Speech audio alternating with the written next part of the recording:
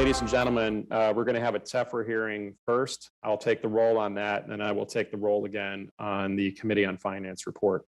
So this first item is a TEFRA hearing with respect to City of Chicago multifamily housing revenue notes for Park Boulevard 3B project. The meeting will now come to order. Pursuant to applicable law and my determination that attendance by remote means is necessary because an in-person meeting is not practical or prudent due to the declared public health disaster caused by COVID-19, this meeting is conducted by video conference. We'll now take a roll call. Chairman Waguespack is present. Vice Chair Hairston. Present. Alderman Hopkins. Present. Alderman Dowell. Here. Alderwoman King.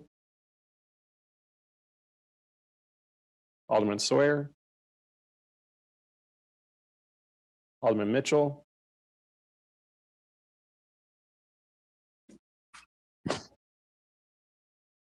Alderwoman Harris. Alderman Beal. Yep. Alderman Harris is here. Gotcha, thank you. Alderwoman Sadowski Garza. I'm present. Alderman Thompson. Alderman King is here. Thank you. Alderman Cardenas. Here. Alderman Quinn. Here. See you there. Alderman Burke. Here. Okay. Alderman Lopez. Present. Alderman Moore. Alderman Moore, present, Chairman. Thank you. Alderman Curtis.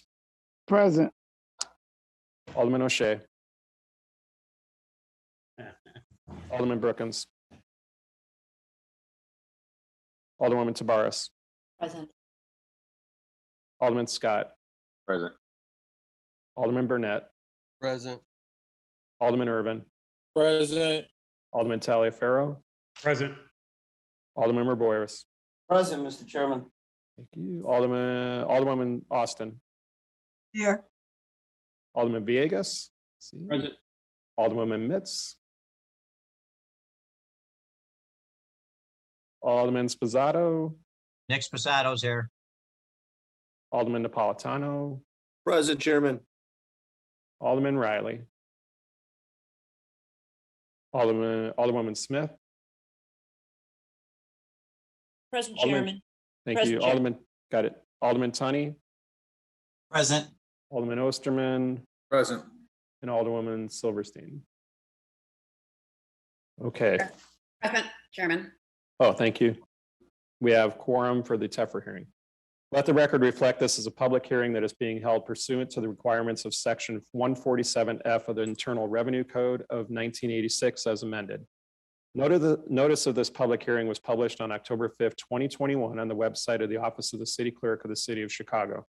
This public hearing is held by a video conference and made available to the public via a link located at and a toll-free number provided at the following web address, www.shycityclerk.com. Let the reporter mark the screenshot of such notice as Committee's Exhibit Number 1 for identification, and this will be included in the record. This is a hearing regarding a plan of finance to issue a not to exceed $24 million principal amount multifamily housing revenue note for the Park Boulevard 3B project, or the note. The proceeds of the note will be used by Park Boulevard 3B LLC, an Illinois limited liability company, the borrower, to finance a residential rental project consisting of the acquisition of land, new construction, and equipping of 2 5-story buildings to include approximately 80 mixed income rental housing units contained therein as studio, 1, 2, and 3-bedroom units, collectively called the project, within the boundaries of the city, and to pay a portion of the cost of issuance and other costs in connection therewith. The borrower will be the initial owner of the project. Park Boulevard 3B Manager LLC is an Illinois limited liability company and will be a member and manager of the borrower. The city will issue the note pursuant to its powers as a home rule unit of government under the 1970 Constitution of the state of Illinois and an ordinance adopted by the City Council of the city. The note will not be a general obligation of the city, the state of Illinois, or any political subdivision thereof, but will be a special limited obligation of the city. The principal of the premium, if any, and interest on the note will be payable solely from amounts received from the borrower to repay its loans of the proceeds of the note, except to the extent such principal, premium or interest is payable from note proceeds. The income from the temporary investment of note proceeds and monies derived from instruments delivered in connection with this loan. The loan will not consist in indebtedness or an obligation of the city, the state of Illinois, or any political subdivision of the state of Illinois within the purview of any constitutional limitation or statutory provision. No holder of the note will have the right to compel any exercise of the taxing power of the city, the state of Illinois, the United States of America, or any political subdivision of any of them to pay the principal of premium, if any, or interest on the note. Written comments relating to the plan to issue the note must have been submitted by email to the Director of Legislation and Policy at owen.brew@cityofchicago.org, not later than 3 p.m. October 10th, 2021. Let the record reflect that there were no submitted written comments and no calls on this as well. Ladies and gentlemen, if any resident, taxpayer, or other interested person attending this hearing at this time desires an opportunity to express their views for or against the proposed issuance of the multifamily housing notes, please notify the host of the toll-free call-in number so you have an opportunity to make those comments or statements.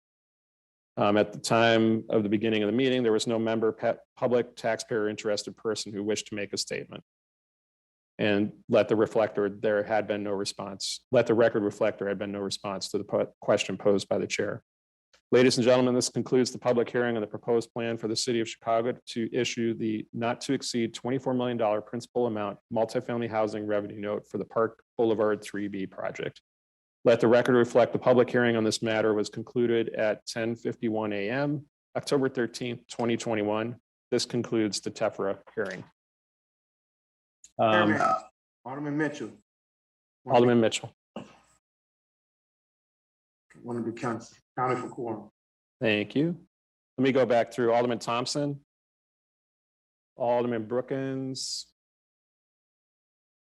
Alderman Riley, Alderwoman Mitz. Okay. All right. Thank you, ladies and gentlemen. 1 second.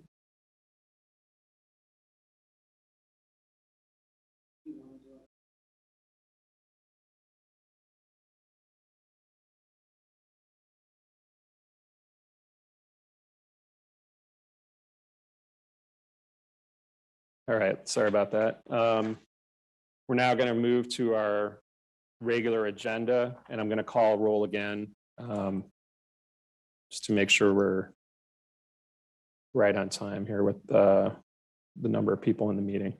Good morning, colleagues. The Committee on Finance is hereby called to order. The time is 10:52 on Wednesday, October 13th, 2021.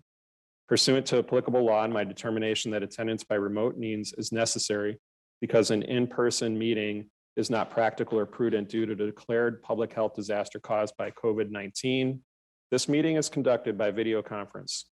For questions during the meeting, aldermen should use the raise your hand function to indicate they have a question.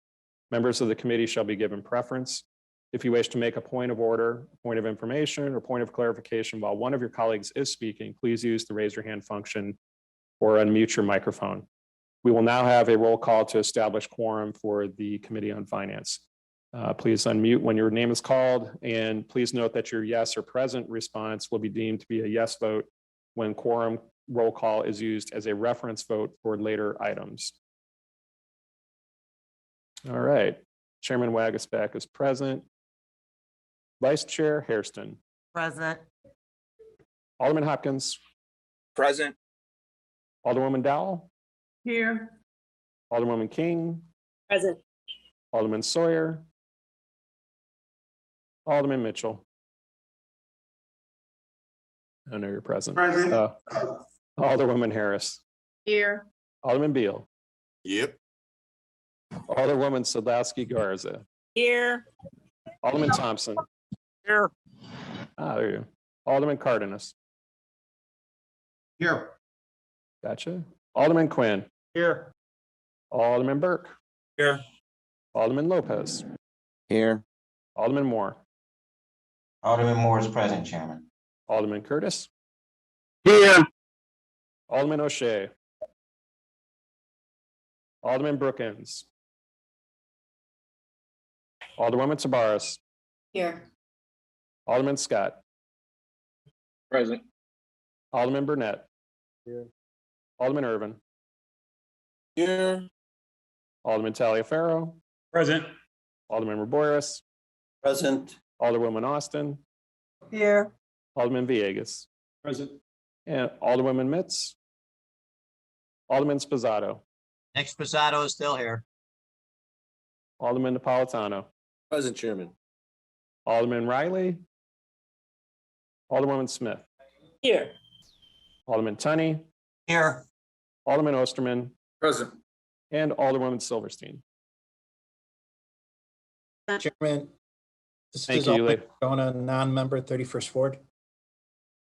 I'll make note. Thank you. All right, ladies and gentlemen, we have a quorum. Today, we have no public speakers signed up. So we will move on to item number 1. This is the approval of the Rule 45 report from the September meeting. Does anyone have any changes or questions on this item?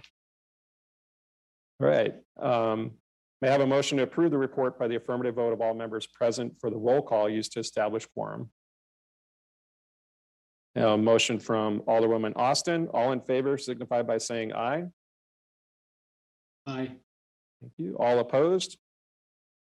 In the opinion of the chair, the ayes have it. Motion carries.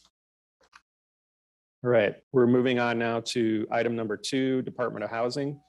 Item number 2 is a communication recommending a proposed ordinance concerning the authority to enter into and execute an agreement for the issuance of multifamily housing revenue tax exempt bonds to Covent Apartments LLC, Covent NHPF Manager LLC for acquisition and rehabilitation of a rental apartment complex at 2653 North Clark Street, providing for financing and reimbursement of eligible costs from bond revenues in the 43rd Ward. We are joined by Kara Breams from the Department of Housing for testimony on this matter, and I think Alderwoman Smith would like to speak to it after Ms. Breams gives us some background on this. Bar. Okay, good morning.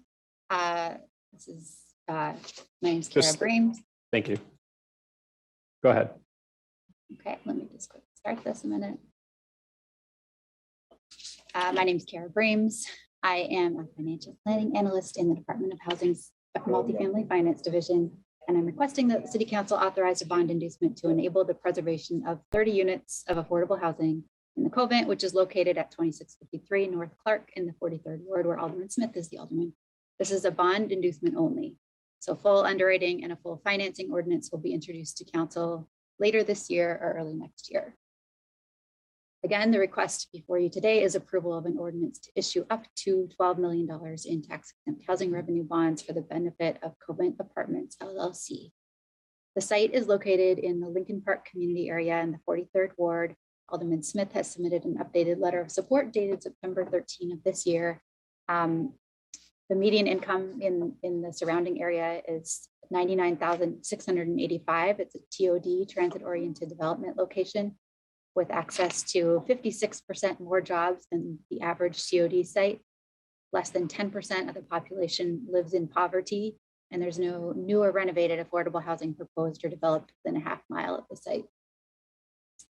The Covent Hotel, which you can see here at present in the upper right corner, and as completed, as anticipated when completed in the foreground, was constructed in 1915 as part of a larger development that included a theater.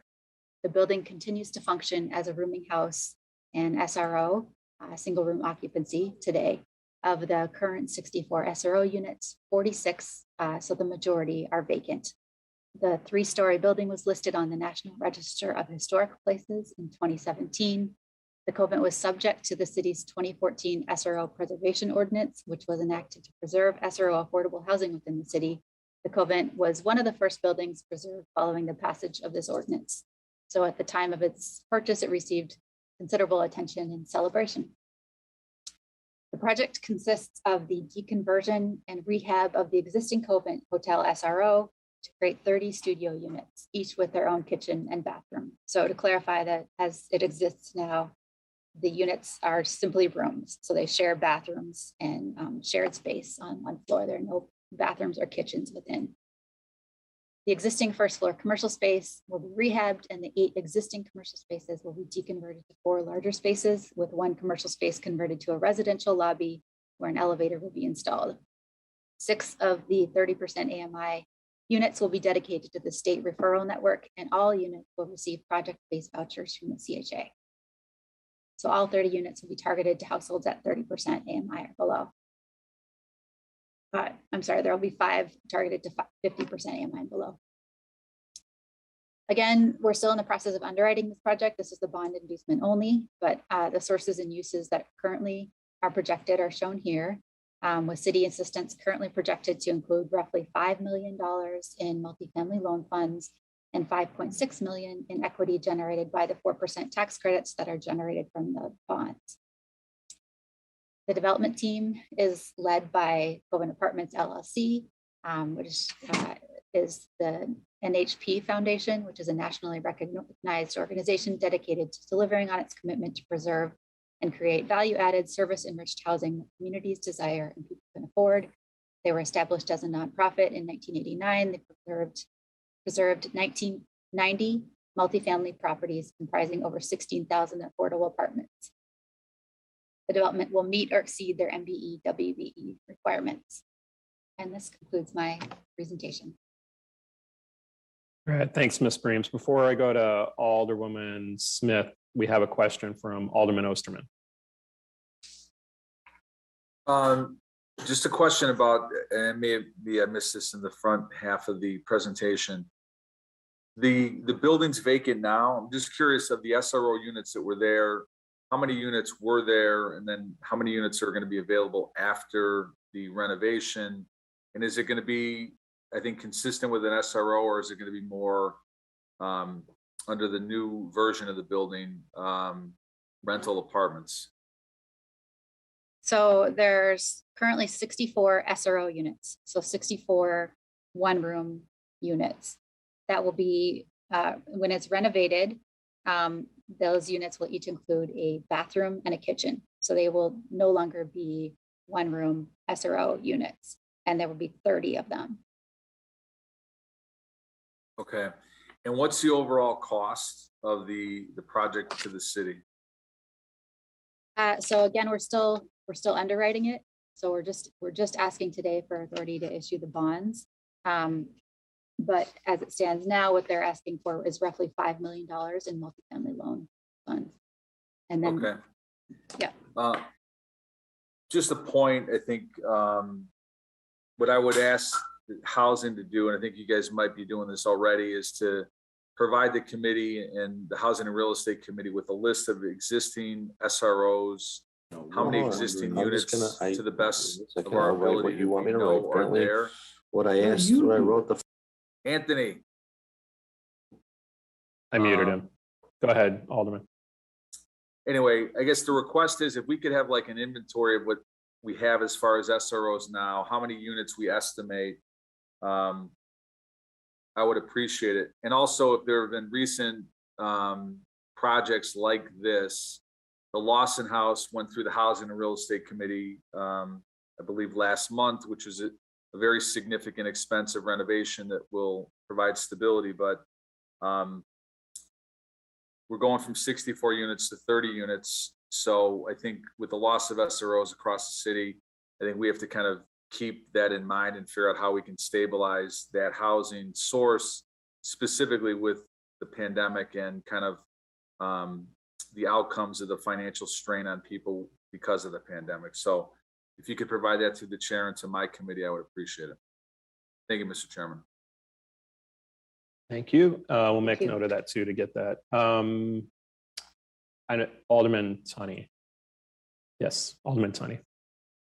Chairman and members of the committee, I know Alderman Michelle Smith will be speaking on this. I have a couple of questions in regards to this building. I know this building well. I used to be a tenant in this building, not in the residential component, but I was on the commercial corner of Drummond and Clark. So I'm very familiar with the history of this building.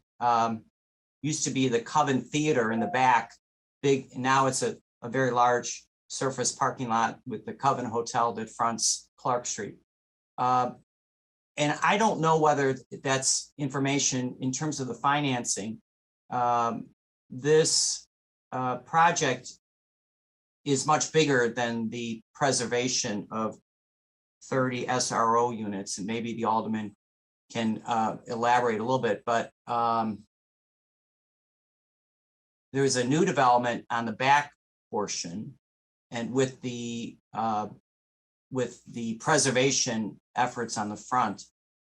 So this is a much bigger financial project than looks than what this committee reports. So I can't remember what this property was sold for, but is that privy to the finance committee or privy to City Hall? Yes, we do have that information. Yes. So what was the original contract price on the deal, which was, I don't know what year it was, probably 14 or 15 or something? Yeah, 2016. The NHP Foundation purchased the Covent plus the lot that you're speaking of for $7.2 million. And then the alderman will articulate, I know that we passed a fairly large building on the surface parking lot, same developer, same ownership, I believe. And this is property I know all too well. I worked with the previous owner in building court on this property, as you know, so I know too much about this project, but it's interesting that we're going to preserve. So one other question. What about preservation or what about reduced rents for the commercial storefronts? What I could say is that they are converting the storefronts. There's 8 now. They'll be converting it to deconverting to 4. And then there'll be one of the former spaces that'll be used for entry and elevator. In terms of reduced rents, I don't know that they're anticipating doing that. I thought we had talked about this. I thought we had talked about this opportunity. It's not just subsidizing rents on residential, but I thought we've talked about this before, about some kind of rent abatement or stabilization, or try to attract, because Clark Street is a very, I would say high rent district, and there's a fair amount of vacancies for that fact. And this would be an opportunity to really provide some reduced rent on the commercial. And that's about all. I think it's a fabulous building and a fabulous restoration. I've walked those halls with the previous owner. I could write a book about this building, but I just think that the commercial component is something we as aldermen have been really trying to support, not just on the residential side. So if we can, and when I don't know what more we can say about it, but I think this would be an opportunity to provide some less than market rent. Thank you. Well, the beauty of this being a bond inducement is that I'll be back in a couple months in front of you, so I can check in with the developer and speak to that then. Thank you. Thank you. Thank you, Kara. Thank you, Alderman. Before I move on to Alderwoman Smith, I just want to recognize Alderman O'Shea for purposes of quorum, present as purposes for quorum. Alderwoman Smith, are you available to comment? Yes, of course. First of all, thank everyone for their comments on my project. This has been something that we have worked on for almost a decade, I believe, when Tom does know, Alderman Tunney does know this property. It was actually owned by a Ward resident, and her family acquired the property during the Depression.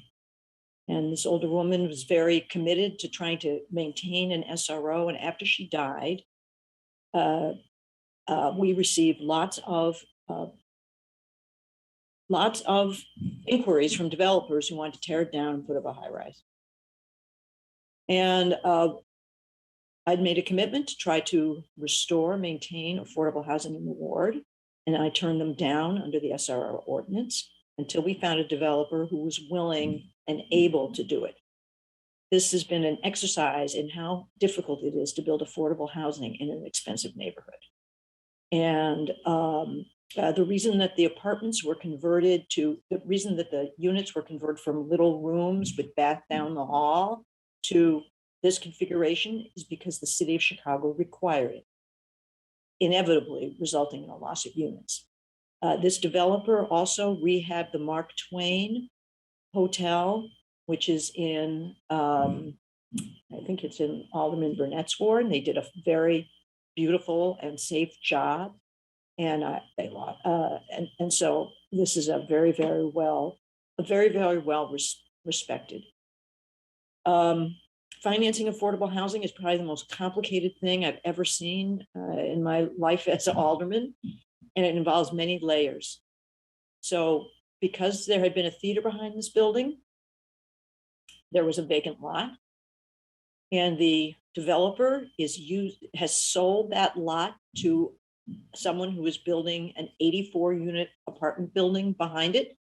And the developer is using the proceeds from that sale to help support this housing, to support this building. And that is really probably the only way that the Coven could be saved as affordable housing. So we're very, very proud of the project.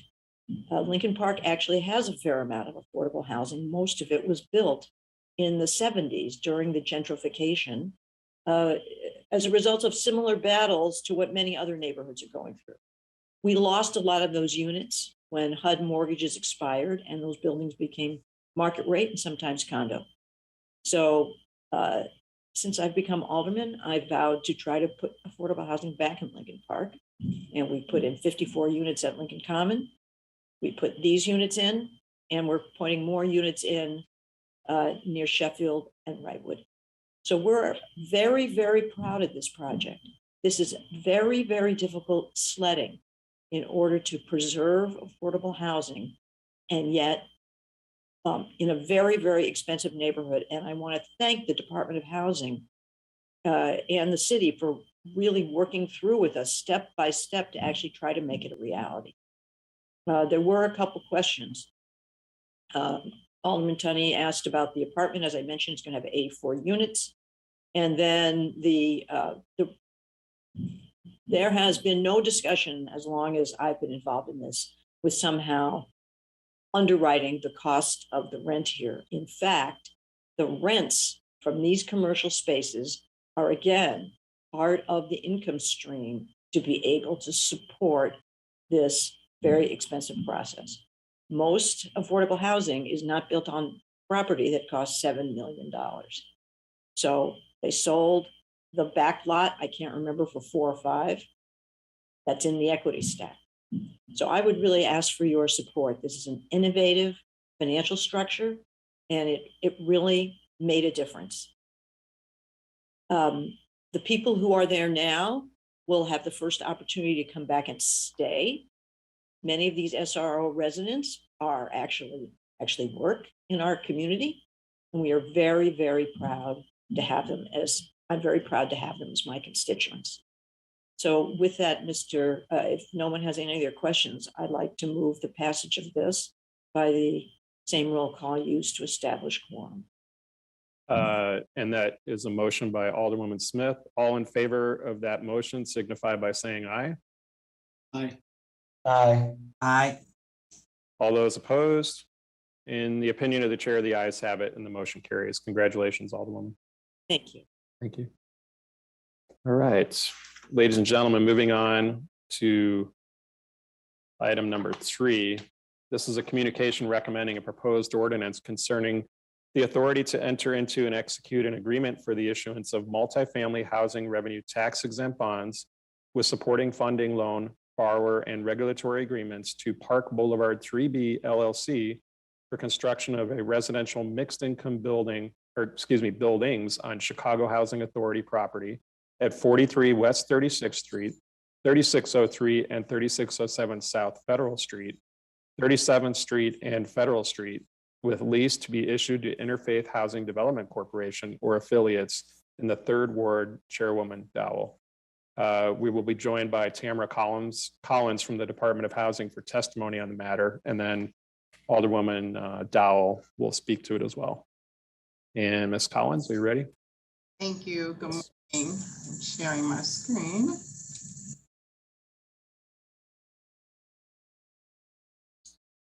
Please let me know when you can see my screen. Yes, you can go ahead. Just state your name and title, and it's all yours. Good morning, Mr. Chairman and members of the committee. For the record, I am Tamara Collins with the Department of Housing. The project before you requests approval of an ordinance authorizing the issuance of up to $24 million in tax exempt bonds and the negotiation of a TIF redevelopment agreement in the amount of $6 million.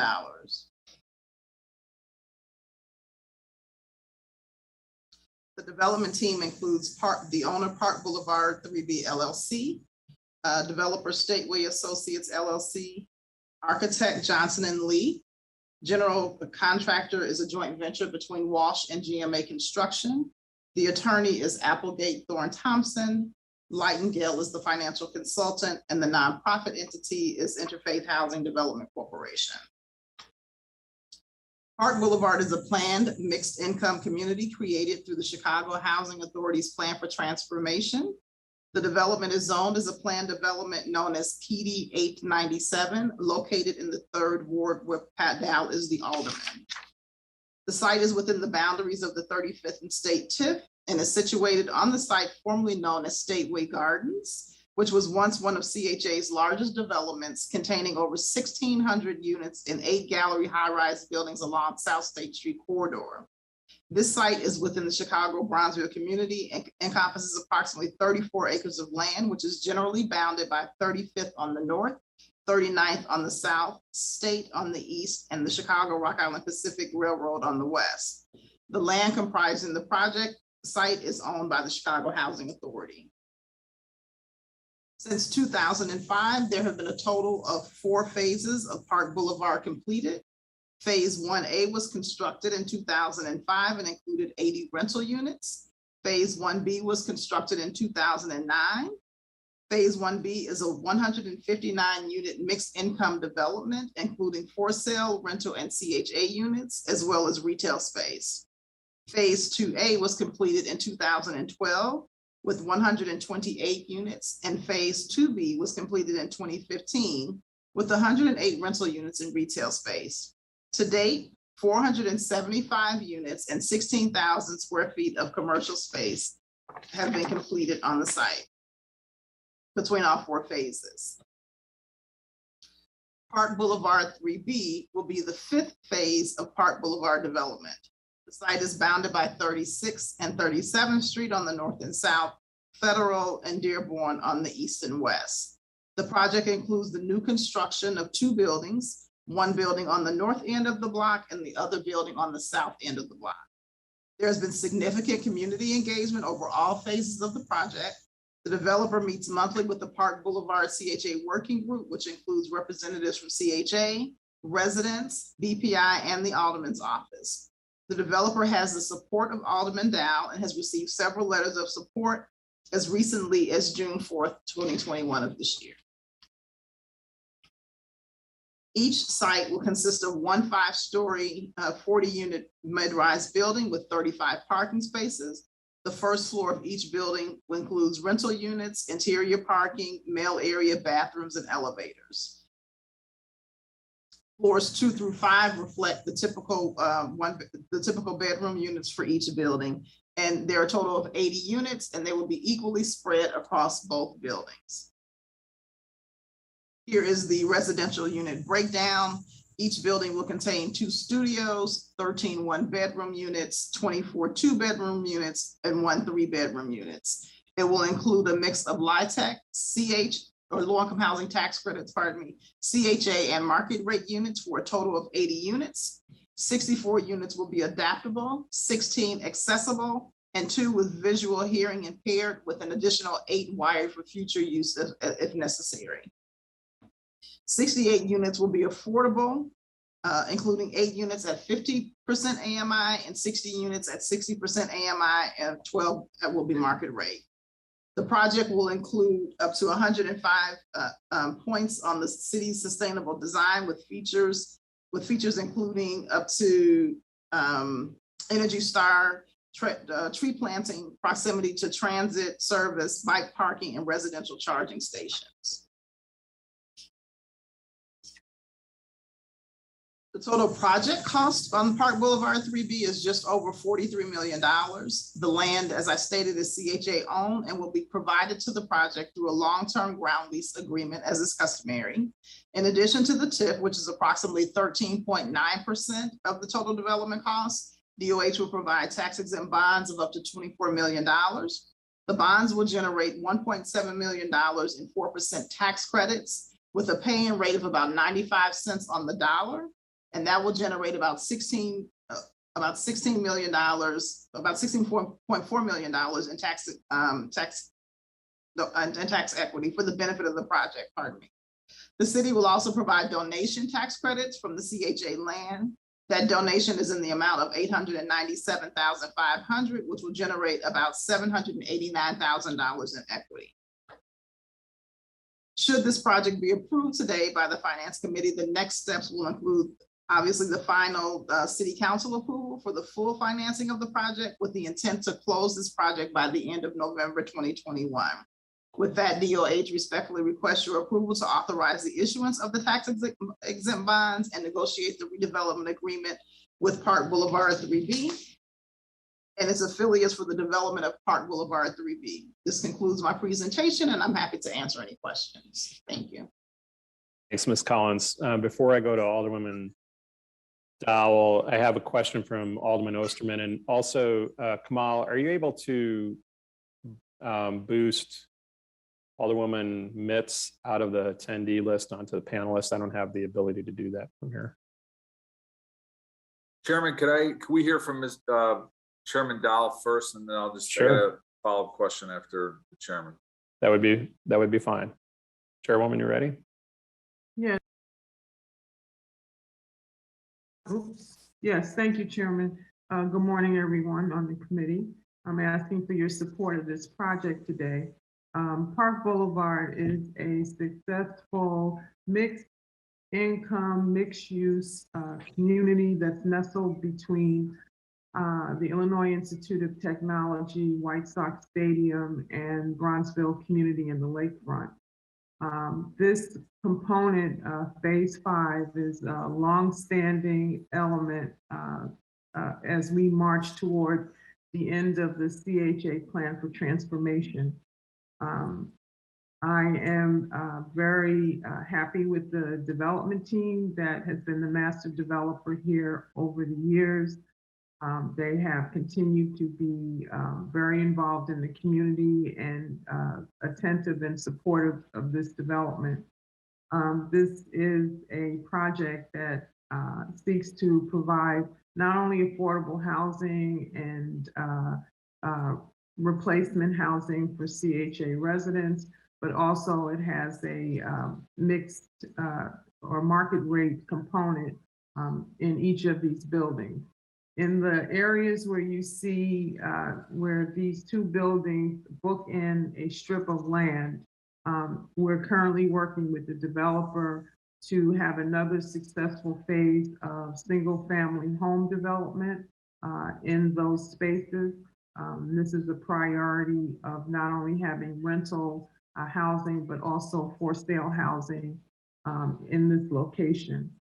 I want to thank DOH and especially Tamara Collins for taking this project across the finish line. It has been a while. The pandemic has had some impact, and just the slowness of CHA transformation in general.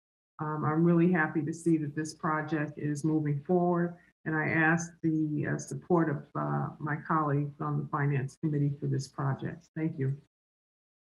Thanks, Chairwoman. Alderman Osterman, go ahead with your question.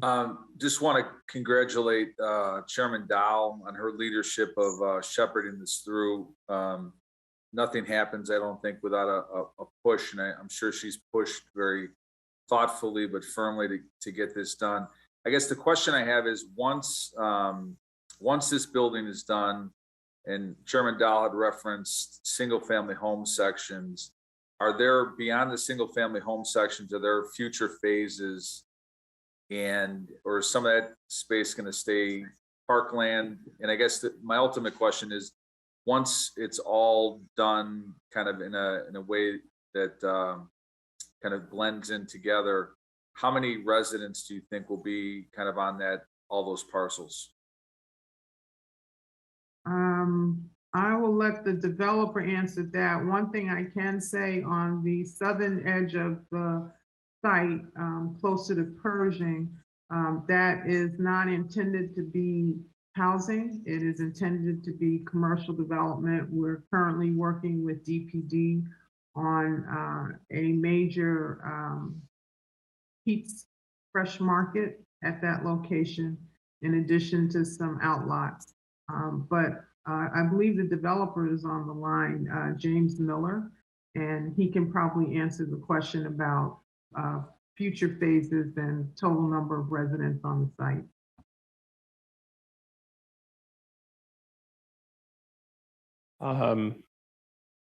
I believe he's an attendee, Chairman. I'm looking there. I don't see a James Miller, but he might be under. No, I don't think he's on, but the site, the picture we're looking at now shows that there are some future phases, and he's indicated via email to me that there will be approximately 800 units upon completion.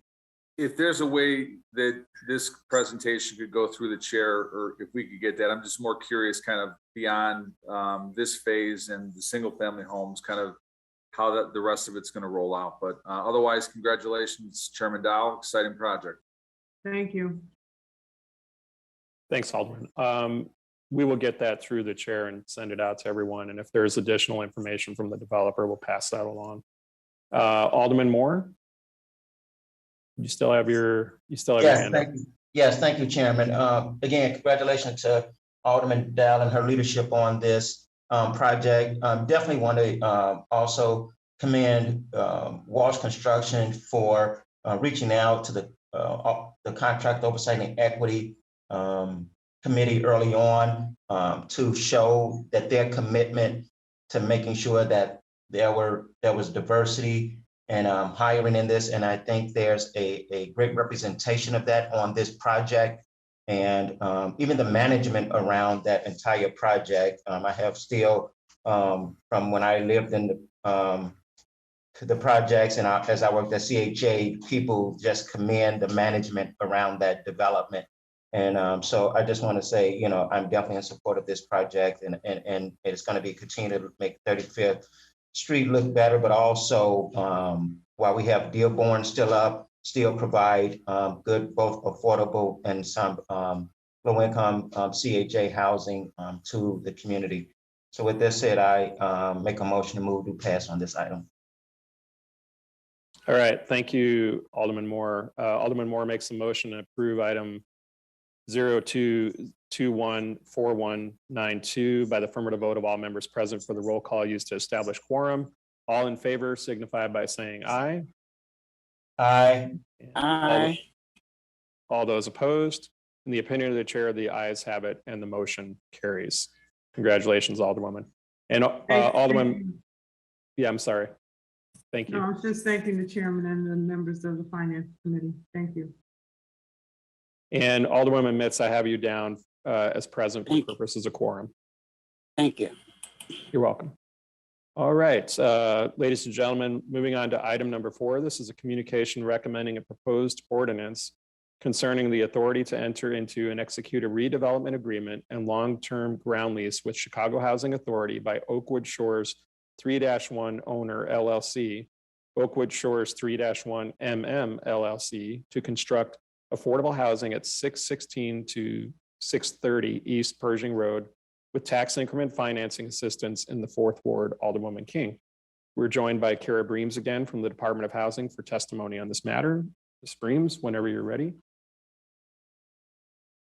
1 second. Alderwoman Mitz, did you have another comment? Were you okay there?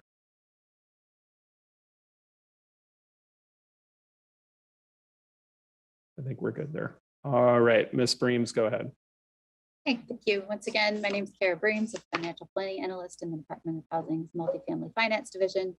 Oakwood Shores 3-1 is a request for TIF funds to support the construction of this new mixed income housing development in the 4th Ward, where Alderman Sophia King is the alderman. She has submitted a letter of support for the project.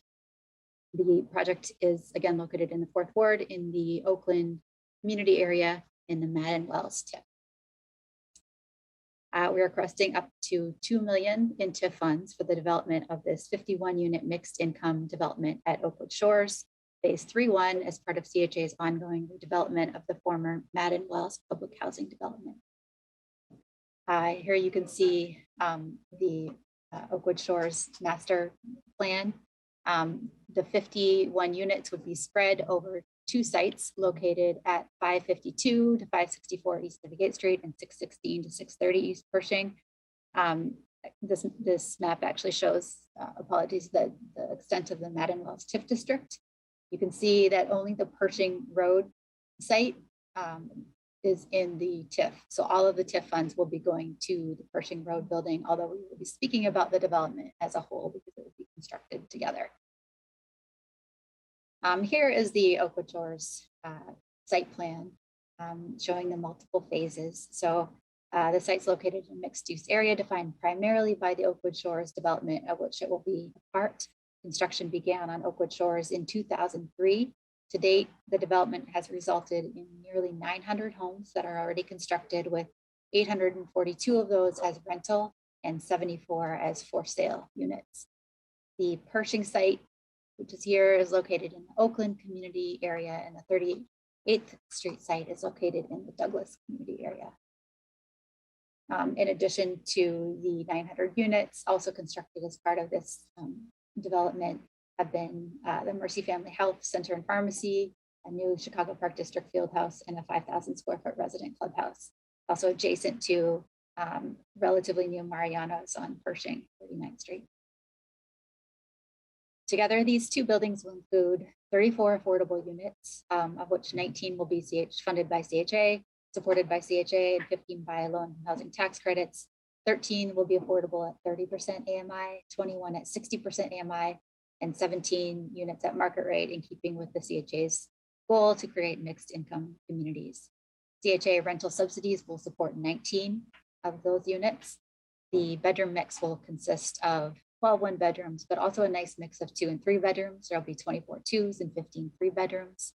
And unit amenities will include washer, dryer, and storage space. The development will also include adjacent resident parking, as well as a mail and package room and a playground at the 38th Street site. There are no tenant support services on site, but tenants will have access to CHA's case management services provided through the Center for New Horizons at the Mandrake Park Fieldhouse, which is walkable to the site. This is the elevation for the Pershing building, followed by the 38th Street building.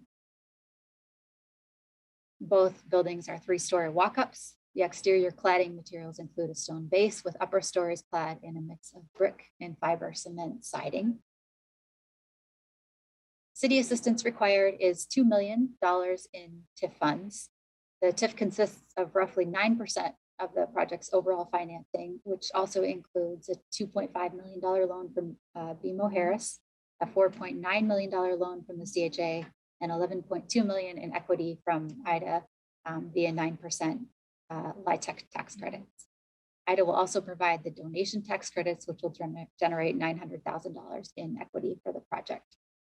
The uses are also shown here, with the bulk of the costs, nearly $17 million, going towards the construction, the hard costs. The development team is led by the Community Builders, which is the developer. The general contractor was selected very recently and is Powers and Sons, which is an MBE, as is the architect, Brook Architecture. TCB will also manage the property. The project received CDC approval in June and also TIC approval in June. We are looking to, with the approval of with the recommendation of the Finance Committee, receive approval from Council this month and then start construction later this year. And that concludes my presentation. Thank you, Ms. Breams. Any questions for Ms. Breams, or I'd like to have Alderwoman King speak to it if she has any. Let's see, where are you there?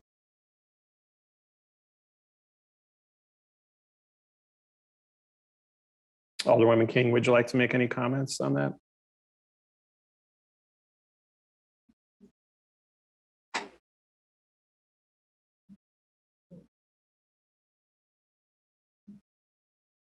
All right, I thought we had comments ready to go there, but why don't we, let's see. Ms. Breams, you had a letter of support, right? From We do. Alderwoman King, Yes, just to make sure for everybody's purposes that we do have support for it. we do. Yeah. She might have had to pop in another meeting there. All right, well, let's see. Then may I have a motion to approve item 0221-4193 by affirmative vote of all members present for the roll call used to establish quorum for this Oakwood Shores item? We'll have a motion to pass from Alderman Osterman. All those in favor signify by Aye. saying aye. Aye. All those opposed? In the opinion of the chair, the ayes have it and the motion carries. Thank you, Ms. Breams. Thank We're moving on to planning and development now. Item number 5. Item number 5 is a communication recommending a proposed ordinance concerning the authority to enter into and execute the 60th amending agreement with Summer Corps 504 Inc. to continue as service provider administrator and authorizing increased grant funds to Devon Western, Toohey Western, and Western Avenue Rock Island districts through tax increment financing funds, including small business improvements funds or SPIF, or other available funds in the 40th and 50th wards, 49th and 50th wards, and 19th and 34th wards respectively. We are joined by Mary O'Connor and Nora Curry from the Department of Planning for testimony on this matter. And let's see. Who will be speaking first on this one? I will be Nora? Alderman Nora All right. Curry. Good The morning. floor is yours. Thank you, Chairman. One sec. Let me-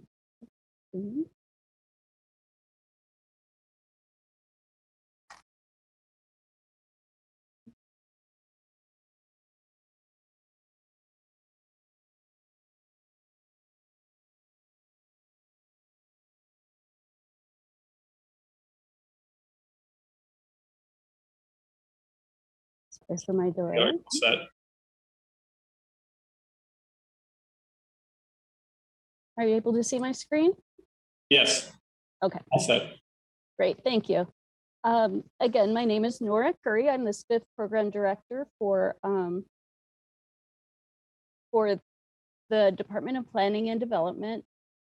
And DPD is requesting approval for new funding for the Small Business Improvement Fund, or the SPIF program, in 3 TIF districts today: Devon Western, Toohey Western, and the Western Rock Island TIF. Sorry about that. In the Devon and Western SPIF, this is one of this. In the Devon Western SPIF, we're asking for $550,000,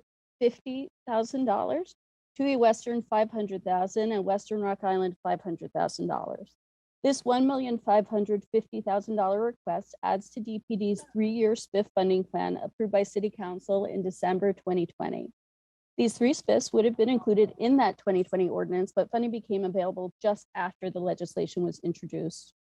Already the largest infusion of capital in the program's 20-year history at over $60 million in 60 TIFs. This additional request will take our 3-year plan to a total of $61.8 million in new funding in 63 TIFs. So the request for each of the 3 SPIFs is as follows. DPD is requesting $550,000 in the Devon Western TIF.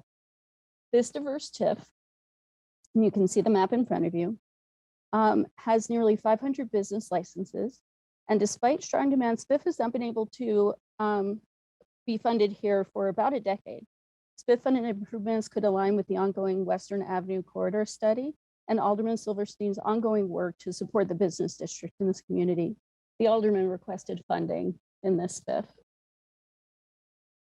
As for the Toohey Western TIF, we are requesting $500,000 in this SPIF.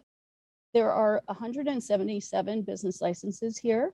As with Devon Western, SPIF funding improvements would align with the Western Avenue Corridor Study. And again, Alderman Silverstein has been working to develop this business district and requested the SPIF funding, and Alderman Vasquez supports the effort. I'm sorry, this is not Alderman Vasquez. He was in Devon Western. And he does support the Devon Western funding. Finally, in Western Avenue, Rock Island, we are requesting $500,000 in TIF funding. There are over 200 business licenses in this TIF. SPIF was last available, again, about a decade ago, and we anticipate very strong demand. Alderman O'Shea is advocating for the businesses in this commercial corridor and requested the funds, and Alderman Austin has expressed her support. We respectfully request your approval of this ordinance, and we thank you for your attention today. Thank you, Ms. Curry. Thank you. All right, we have several words that have the SPIF change in it. Would any of you like to speak to this item on the agenda? I'm assuming everybody is in support. Oh, there, Alderwoman Silverstein, go ahead. Yes. I just want to say that I am definitely in support for the SPIF funding in the 50th Ward. As mentioned, we've been waiting a very long time to be able to have some funds to offer the business community. And so I'm very excited about this and hope that we're going to get a lot of participation from the businesses in the ward. Thank you. All right, thank you. And for the wards that it affects, it's Alderwoman Silverstein, Vasquez, Haddon, Austin, and O'Shea. And I'm assuming that everyone supports that based on the background work they've been doing on it. So with that, let's see. Chairman, actually, Alderman Haddon does not have any of the SPIF. Oh, it just affects the. It's Alderman Vasquez and Alderman Silverstein in Devon Western, Alderman Silverstein in Toohey Western, and Alderman O'Shea in Western Rock Island, and Alderman Austin in Western Rock Island. Okay, I had the wrong list on there. My apologies. That I also misspoke. So that's okay. But they're all aware and they've all expressed their support. Okay, then let's see. Alderwoman Mitz makes a motion to approve this item 0221-4071 by the affirmative vote of all members present for the roll call used to establish quorum. All in favor signify by saying aye. Aye. And all those opposed? I need opinion of the chair. The ayes have it and the motion carries. Thank you, Ms. Curry. Appreciate your input on that one. I think you have another one coming up as well, right? We're not presenting, but we will stay. Okay, thank you.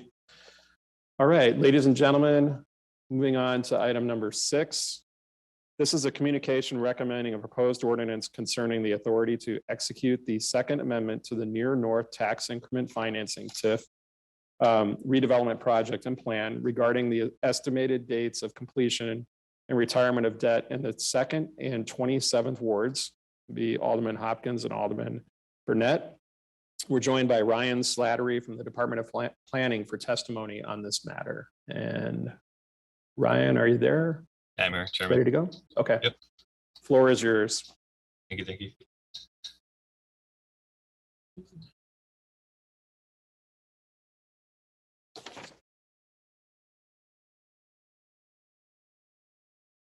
Good morning, Chairman Weisbach and members of the Finance Committee. For the record, my name is Ryan Slattery, Financial Planning Analyst with the Department of Planning and Development.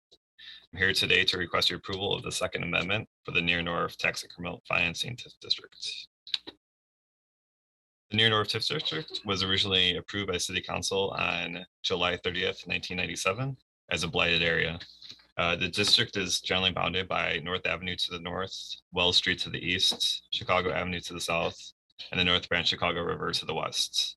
It's located in the near north side community area in both the 27th and 2nd wards.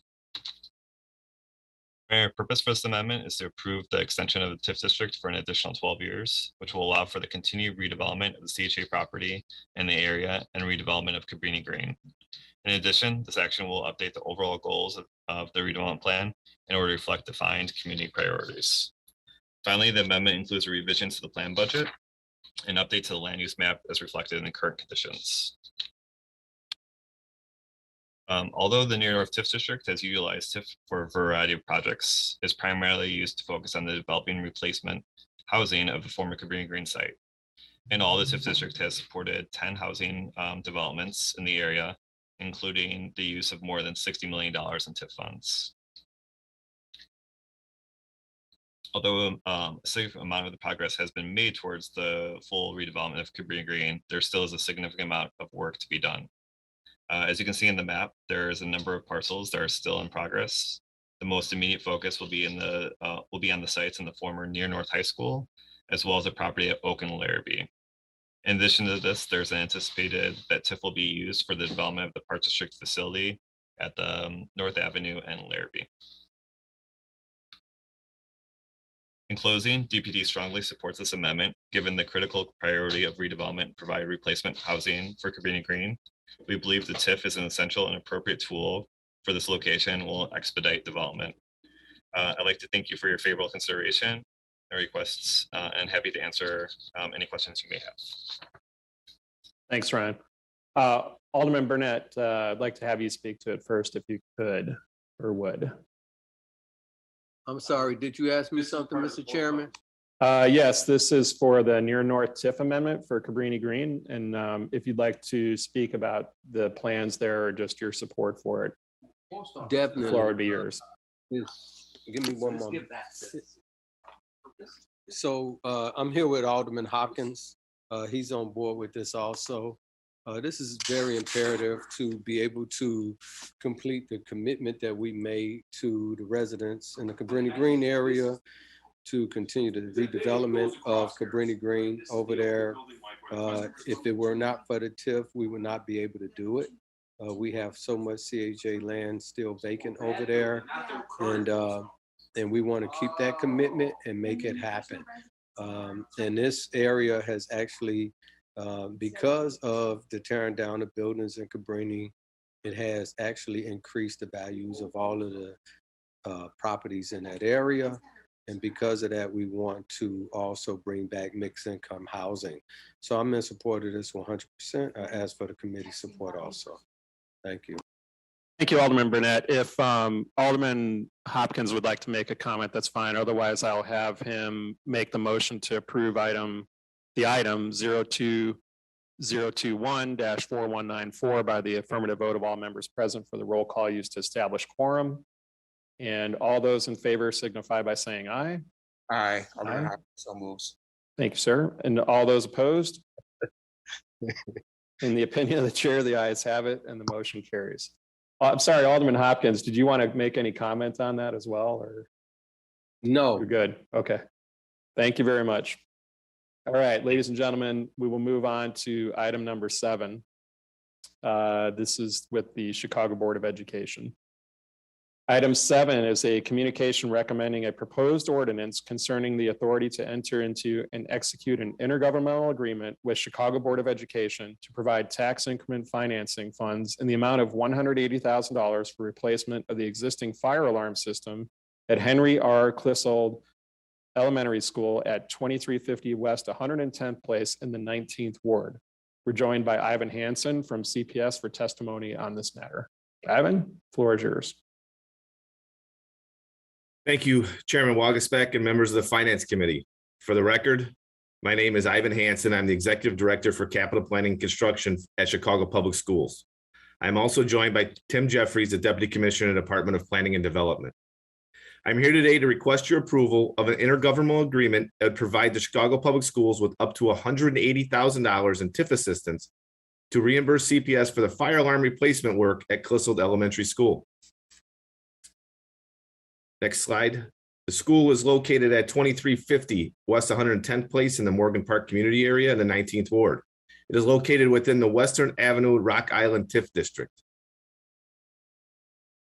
Next slide. Here's a view of the school's entrance located on 110th Place.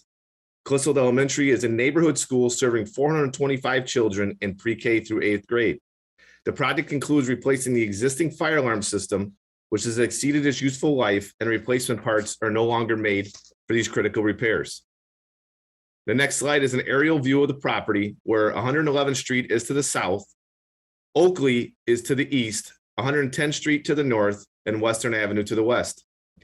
If approved, the intergovernmental agreement will authorize up to $180,000 in TIF assistance, which finance the entirety of this project. We thank you for your consideration of this request, and I'm able to address any questions the committee may have. Thank you, Ivan. Alderman O'Shea, did you have any comments, or definitely, I'm sure you're in support of it? Yes, thanks, Chairman. Briefly, I am in support of this project.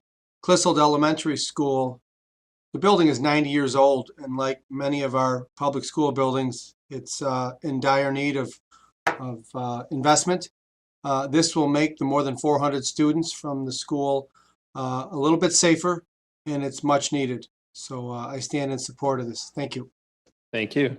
So Alderwoman Tabarrus makes the motion to approve item 0221-4180 by the affirmative vote of all members present for the roll call used to establish quorum.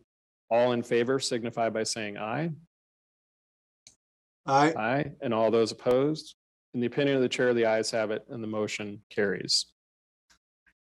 Thank you. And Ivan, we are going to have you stick around for the next two, I think, or three. So item number 8 is a communication recommending a proposed ordinance concerning the authority to enter into and execute an intergovernmental agreement with the Chicago Board of Education for the provision of tax increment financing funds in the amount of $3,725,000 for roof replacement, masonry repairs, and chimney stack reduction at Charles N. Holden Elementary School at 1104 West 31st Street in the 11th Ward. We're joined by Ivan Hansen from CPS again for testimony on this matter. Ivan. Thank you, Chairman Wagasbeck and members of the Finance Committee. For the record, my name is Ivan Hansen. I'm the Executive Director for Capital Planning and Construction at CPS. I am joined today by Tim Jeffries, the Deputy Commissioner of the Department of Planning and Development. I am here today to request your approval of an intergovernmental agreement that would provide Chicago Public Schools with up to $3.725 million in TIF assistance for two projects. One is replacing the entire roofing system, including the associated masonry work, and to reimburse CPS for the chimney stack reduction project at the Holden Elementary School. The school is located at 1104 West 31st Street in the Bridgeport community area in the 11th Ward. It is located within the Archer Western TIF district. Next slide, please. Here's a view of the school's main entrance located on 31st Street and pictures of the existing roof. Holden Elementary is a neighborhood school serving 427 children in pre-K through 8th grade. The roof project includes replacing the entire roofing system and associated masonry work and target interior finishes due to water infiltration. The chimney reduction project includes shortening the height of the chimney stack to address the structural stability concerns. Next slide. Here's the aerial view of the property where 31st Place is to the south, Grattan Avenue to the east, Lyman Street to the north, and Loomis Street to the west. If approved, the governmental agreement will authorize up to $3.725 million in TIF assistance, which will finance the entirety of this project. The next slide is a sample from another school showing what the chimney reduction looks like. Completion of the roof project is scheduled for the fall of '23. I thank you for consideration of this request, and I'm available to address any questions the committee may have. Thank you, Ivan. Alderman Thompson, did you want to comment on this? Yes. There you are. Thank you, Chairman. I just want to thank Ivan and his team for all of the work they're doing to Holden School. Dean Petsiopoulos, who is our principal there, is doing a fantastic job inside with educating our children, and to have improvements, the necessary improvements to make it more conducive to learning is needed. So I also want to thank my colleague, Alderman George Cardenas, who also shares this TIF district, for making this happen. So thank you. Thank you, Alderman. So I'll take a motion to approve this item from Alderman Cardenas on item 02021-4181 by the affirmative vote of all members present for the roll call used to establish quorum. All in favor signify by saying aye. Aye. And all those opposed. In the opinion of the chair, the ayes have it and the motion carries. All right, Ivan, we're going to move on to item number 9, which is a communication recommending a proposed ordinance concerning the authority to enter into and execute an intergovernmental agreement with the Chicago Board of Education for the provision of tax increment financing funds in the amount of $4.7 million for roof replacement and targeted masonry repairs at Skinner North Classical Elementary School, located at 640 West Scott Street in the 27th Ward. Again, we're joined by Ivan Hansen for testimony on this matter. Ivan? Thank you, Chairman Wagasback and members of the Finance Committee. For the record, my name is Ivan Hansen. I'm the Executive Director for Capital Planning and Construction at Chicago Public Schools. I'm also joined by Tim Jeffries, the Deputy Commissioner in the Department of Planning and Development. I'm here today to request your approval of an intergovernmental agreement that would provide Chicago Public Schools with up to $4.7 million in TIF assistance to replace the entire roofing system, including associated target masonry repairs at the Skinner North Elementary School. Next slide, please.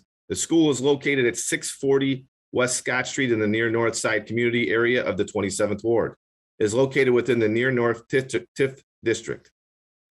The next slide, you'll see a view of the school's main entrance located on Scott Street and pictures of the existing roof and masonry.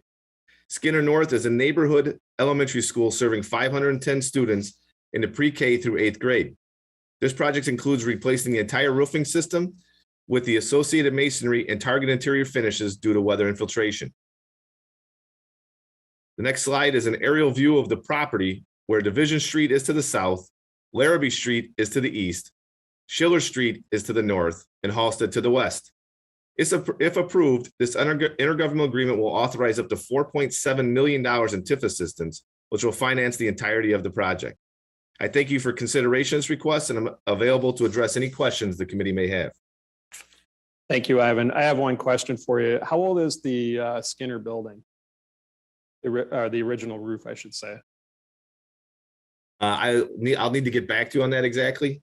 Okay, that's fine. Just through the chair is fine. It's not a big deal. Just curious. It looks like it's obviously a newer building, but just wondering. If you can get that through the chair, that'd be great. Absolutely. All right. This is in the 27th Ward, Alderman Burnett. I don't know if you are available, but and wanted to speak to it, but I know that you support it. So I will take a motion from Alderman Thompson to approve this item 02021-4182 by the affirmative vote of all members present for the roll call used to establish quorum. Chairman, yes. my hand's up. Oops, sorry, Alderman. Alderman Beal, go ahead, please. Sorry about that. I just have a quick question on the budget. If we're just replacing a roof and doing some masonry, why are we paying $470,000 in design? So that's a budget number right now. This is a not to exceed number. We just take the 10% as that the typical design cost. We are seeing numbers that are lower than that, but this is what we're carrying for the budget purposes. But we do not. We're only invoicing for what is the actual cost that we incur. Okay, so when you're doing a roof and tuck pointing, I mean, there's no design in that. So why would that even be in the scope? So there is design work that goes along with the roofing, the roof design with the masonry. So we've got to go around to the exterior of the building. A structural engineer will look at the masonry parapet wall and items associated with that. There's also interior parts that need to be replaced due to water infiltration. So there is some design work on that piece. Okay, thank you. All good, Alderman. Alderman Beal, you're okay? Yeah. Any other questions? Okay. Alderwoman Hairston, Vice Chair Hairston. Thank you. Isn't Skinner a newer school? That school looks very relatively new. Did we get the date in which that building was built? I'm going to get that No. information back to the chair, Alderman. Okay, Yeah, it looks like a sixties building. I was just checking too, because, you know, some of those buildings, maybe the construction of the roof wasn't as high quality as maybe a, you know, a 90 or 100-year-old building that was built with much more solid construction. I kind of agree with you there, Vice Chair, but we're going to get that through the chair and get it out to everyone. I think I remember when it was built. That's why Uh-oh. that, but okay, Update yourself. thank you. All right. Any other questions before we go on that one? And so I'll just renew the motion from Alderman Thompson that it be by affirmative vote of all members present for the roll call used to establish quorum. All in favor signify by saying aye. Aye. Aye. All those opposed? In the opinion of the chair, the ayes have it and the motion carries. Mr. Chairman, if I can just say something. Yes, Alderman Burnett, go ahead. This is one of the very reasons why we needed to extend that TIF for things like this, not just for the CHA property, but also for the other public properties in the area. Thank you. Okay. Now we have another Skinner named project up here, but this is in the 25th ward. This is item number 10. And it's a communication recommending a proposed ordinance concerning the authority to enter into and execute an intergovernmental agreement with the Chicago Board of Education for the provision of tax increment financing funds in the amount of $750,000 for a structural reduction of the chimney stack at Mark T. Skinner West Branch Campus at 225 South Aberdeen Street in the 25th ward. And we're joined by Ivan Hansen again for this item. Ivan. Thank you, Chairman Walgersbeck and members of the Finance Committee. For the record, my name is Ivan Hansen. I am the Executive Director of Capital Planning and Construction at Chicago Public Schools. I'm also joined by Tim Jeffries, the Deputy Commissioner in the Department of Planning and Development. I'm here today to request your approval of an intergovernmental agreement that would provide Chicago Public Schools with up to $750,000 in TIF assistance to shorten the chimney stack at Skinner West Branch Campus. Next slide, please. The school is located at 225 South Aberdeen Street in the near West Side community area in the 25th ward. It is located within the Central West TIF district. Skinner West Branch Campus serves pre-K and kindergarten children. Next slide. Here is a view of the school's main entrance located on Aberdeen Street and pictures of the existing chimney. The project includes shortening the height of the building's chimney stack to address the structural stability concerns. Next slide is an aerial view of the property where Jackson Boulevard is to the south, Morgan Street to the east, Adams Street to the north, and Racine Avenue to the west. If approved, this intergovernmental agreement would authorize up to $750,000 in TIF assistance, which would finance the entirety of the project. On the last slide, there's an example from another school showing what the completed chimney reduction project would look like. The project is expected to be completed this fall. I thank you for consideration of this request, and I'm available to address any questions the committee may have. Do we have any questions on this one? All right, Ivan, could you, on the items that we have just on the agenda today, could you send through the chair when they are finished what the final costs were on each one of these projects? Absolutely. Just so we can see kind of moving forward if you're hitting that target of 10% or if you're coming down below it, and then what the final costs are. And I know each project's going to be unique, but the questions are good from the Alderman about how much is going into both a roof reconstruction as well as some of these chimney repairs. And Alderman or Vice Chair Hairston has a question as well. Yeah, thank you. I want to make sure that we adhere to the MBE, WBE guidelines. Yes, I think that breakdown would be very helpful, Ivan. So both the breakdown of the cost as you had it there, but then you know what the final outcome is. So a lot of aldermen, when we're working on our menu, for instance, we know what roughly a street cost to repair, but then they'll come back with the final or close to final estimate or cost after the fact. If you could provide that for us on each one of these, and then also do a breakdown of what Vice Chair Hairston requested as well, that would be helpful. Absolutely. Thank you. Any other questions? Chairman, I just want to point out that Alderman Vasquez has his hand raised under attendees. I've been trying to promote him, but he's stuck in there.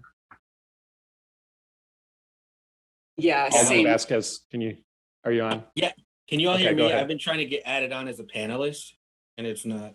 I haven't gotten the pop up. You're on now as we can see on there, so go ahead. And we're on item number 10, but if you need to speak to any others, go ahead. He's on now. He's on now, and he'll be presenting later on in the agenda. Yep. Thank you, Chairman. Yeah, that was all. I'm on as a panelist now, so thank you very much. Okay, sounds good. Thank you. All right. Let's see. We had a motion to approve on that. Lost my train of thought there on that. One second, everyone. Ivan, did you get everything that we had there? Yes, sir.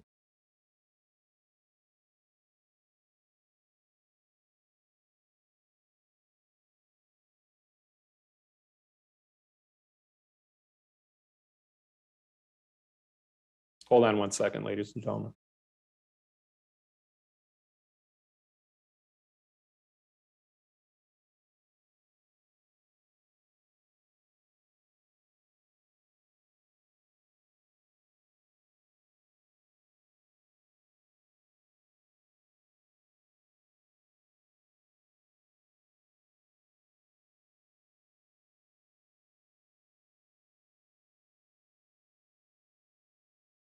Okay, sorry about that, ladies and gentlemen. I thought somebody else was trying to get on that call there. On item number 10, Alderwoman Silverstein makes a motion on item O20214184 by the affirmative vote of all members present for the roll call used to establish quorum. All in favor signify by saying aye. All those opposed? In the opinion of the chair, the ayes have it and the motion carries. All right, moving on to item number 11. Item number 11 is a communication recommending a proposed ordinance concerning the authority to enter into and execute an intergovernmental agreement with the Chicago Board of Education for the provision of tax increment financing funds in the amount of $220,000 for replacement of the existing fire alarm system at Charles Sumner Elementary Math and Science Community Academy at 4320 West Fifth Avenue in the 24th Ward. We're joined by Ivan Hansen from CPS for testimony. Good afternoon, Chairman Wagasback and members of the Finance Committee. For the record, my name is Ivan Hansen. I am the Executive Director of Capital Planning and Construction at Chicago Public Schools. I'm also joined by Tim Jeffries, the Deputy Commissioner of the Department of Planning and Development. I'm here today to request your approval of an intergovernmental agreement that would provide Chicago Public Schools with up to $220,000 in TIF assistance to replace the existing fire alarm system at Sumner School. Next slide, the school is located at 4320 West Fifth Avenue in the West Garfield Park community area in the 25th Ward. It is located within the Midwest TIF district. Next slide, please. Here's a view of the school's main entrance located on Fifth Avenue. The Sumner campus serves children from pre-K through 8th grade. The fire alarm system has exceeded its expected life and replacement parts are no longer available for critical repairs. Here's an aerial view of the property bounded by Fifth Avenue on the south, Tripp Avenue to the east, Lexington and Forno Streets on the north, and Costner Avenue to the west. If approved, the intergovernmental agreement would authorize up to $220,000 in TIF assistance, which will finance the entirety of this project. I thank you for consideration of this request and I'm available to address any questions the committee may have.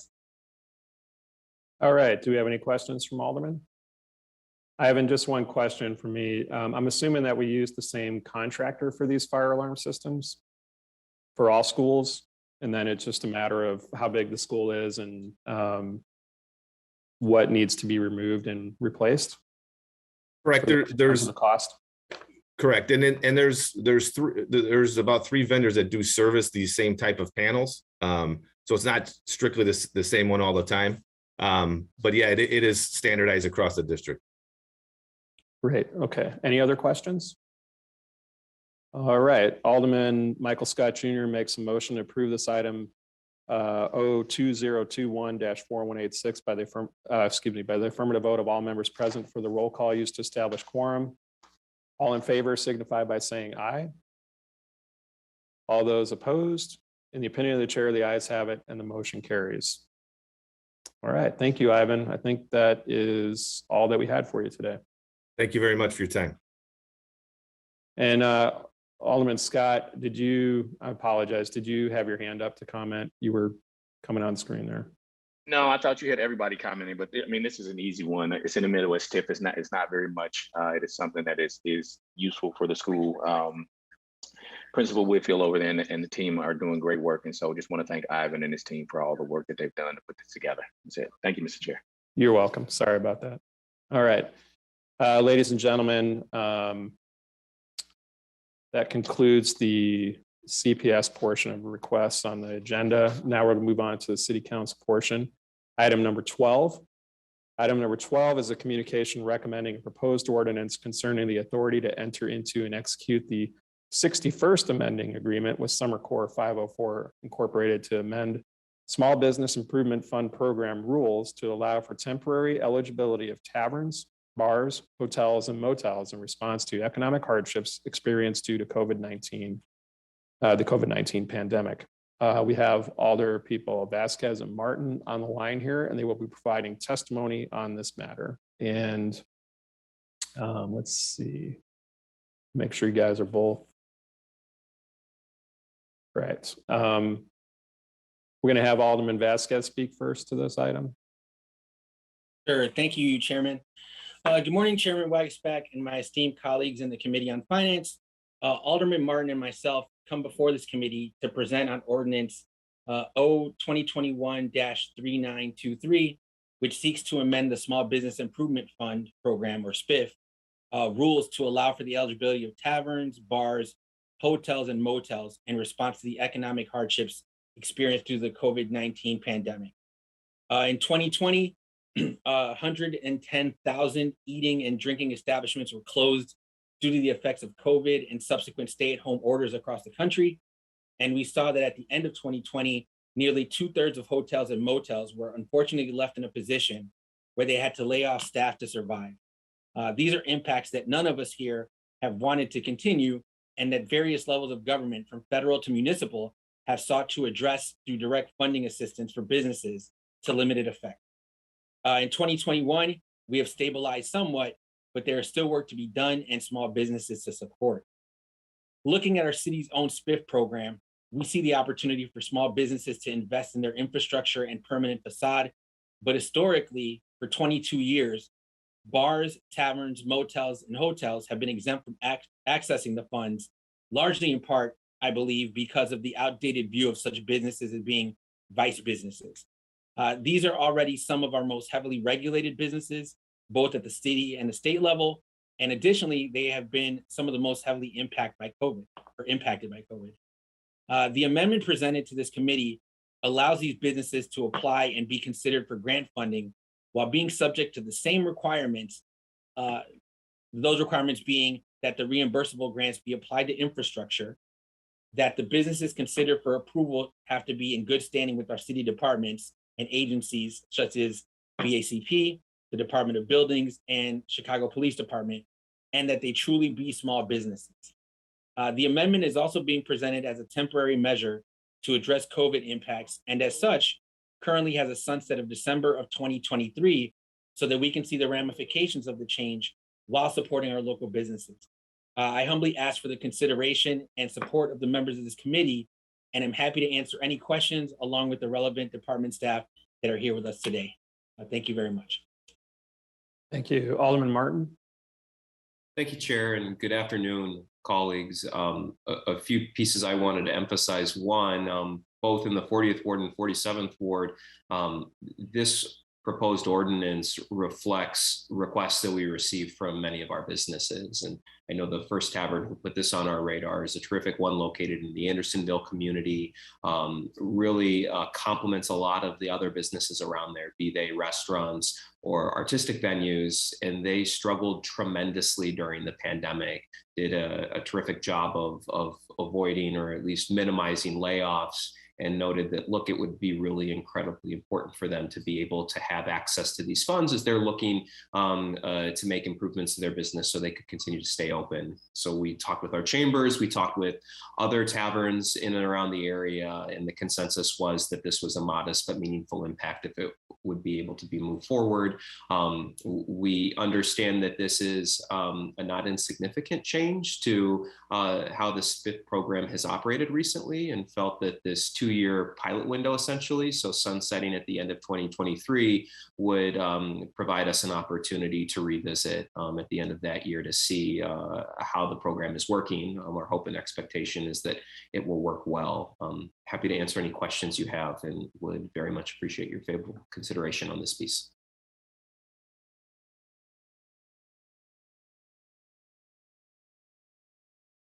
All right. Are there any questions? Alderman Osterman. Appreciate the presentation by our colleagues.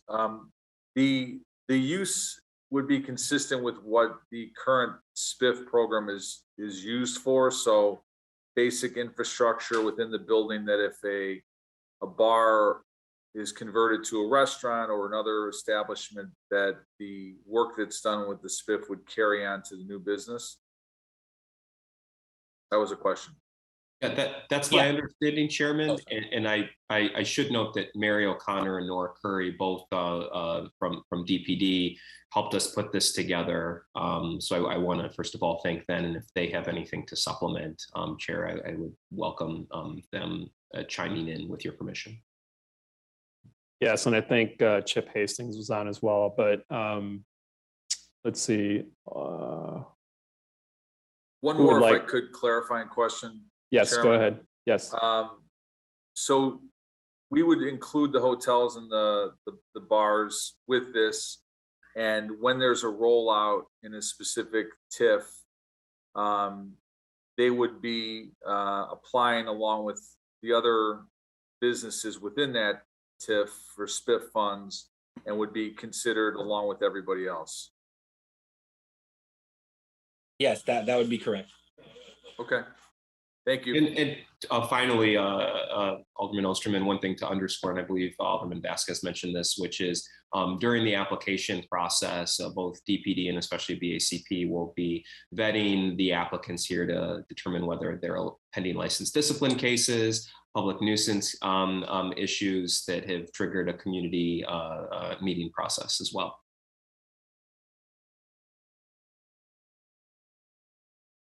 Let me dovetail on that before I go to Alderman Scott. So it says in there that they would vet each applicant in regard to pending license discipline cases and community meetings for public nuisance issues. Does that, and I don't want to put them on the spot, but in a particular location, but does that mean, does vet mean that they would deny that application for SPIF, or that would be held? I don't know if Ms. Curry or Ms. Mary O'Connor could answer that. For instance, I had a business that was in license discipline that was able to get PPP funds without any vetting at a different level. So I'm just curious about that.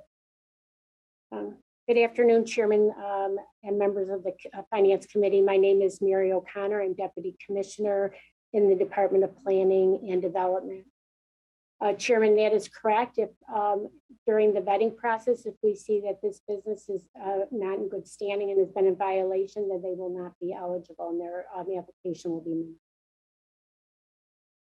Thank you. Very clear. Thank you. All right. Alderman Scott. Thank you, Mr. Chair. My question was asked by Harry, but I do want to follow up. I want to ask Deputy Commissioner O'Connor, are the amounts the same as well that they can apply up to? And if you can you just revisit those for me just so I have them? They are eligible for the same amount. So now the grant, we just made rule changes so you can receive a grant of up to $150,000. And the reimbursement went from 75% to 90% of the total project cost, capping at the $150,000. Okay. All right. I couldn't remember that. I appreciate it. Thank you, Mr. Chair.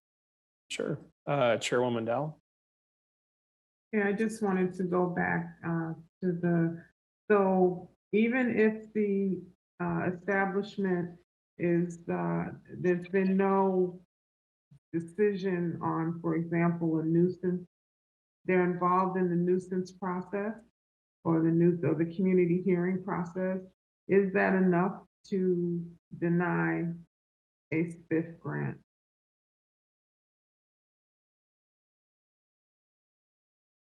This is Mary O'Connor, Deputy Commissioner with the Department of Planning and Development.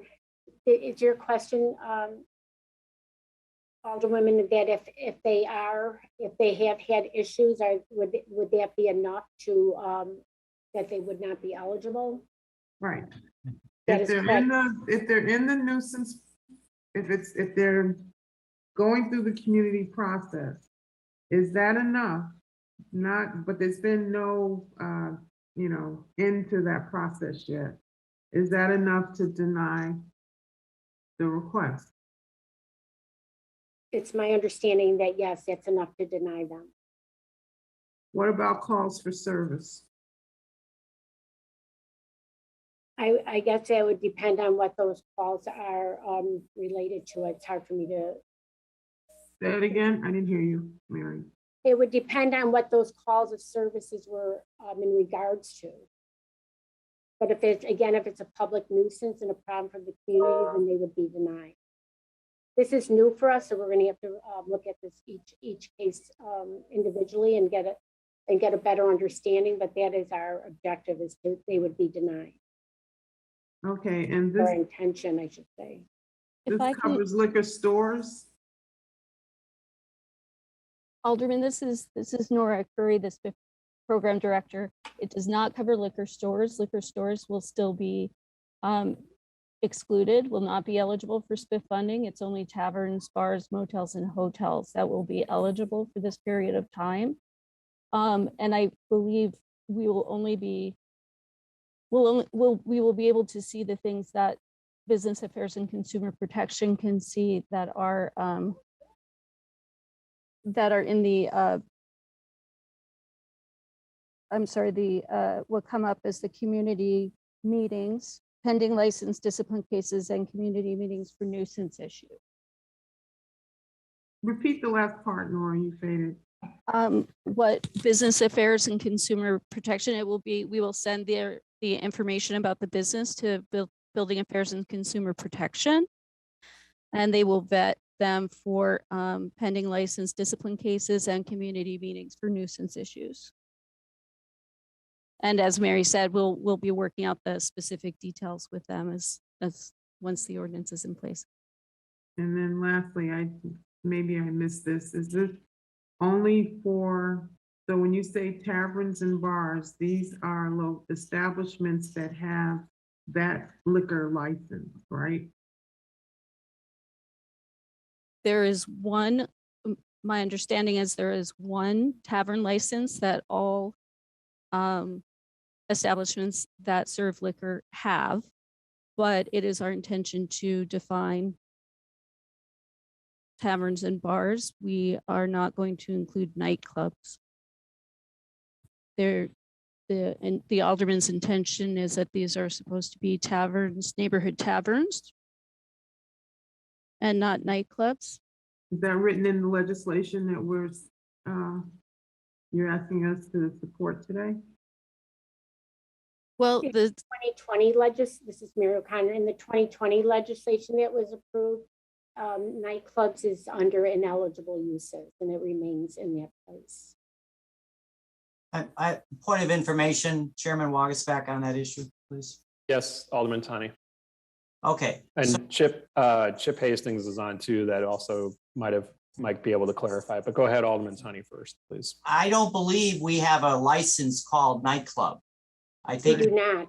A PPA. I think it's a PPA, which is a lot of taverns have PPAs, like in my neighborhood, because at some point they wanted a cover charge and they needed a PPA. So it says, I don't know how you define, there's nowhere in the definition is a definition of a nightclub. So I don't know, you're excluding something that we don't have a definition for.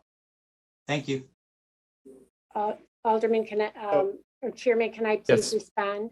Yes, go ahead. And that- then you have Chip Hastings there on the call too for you.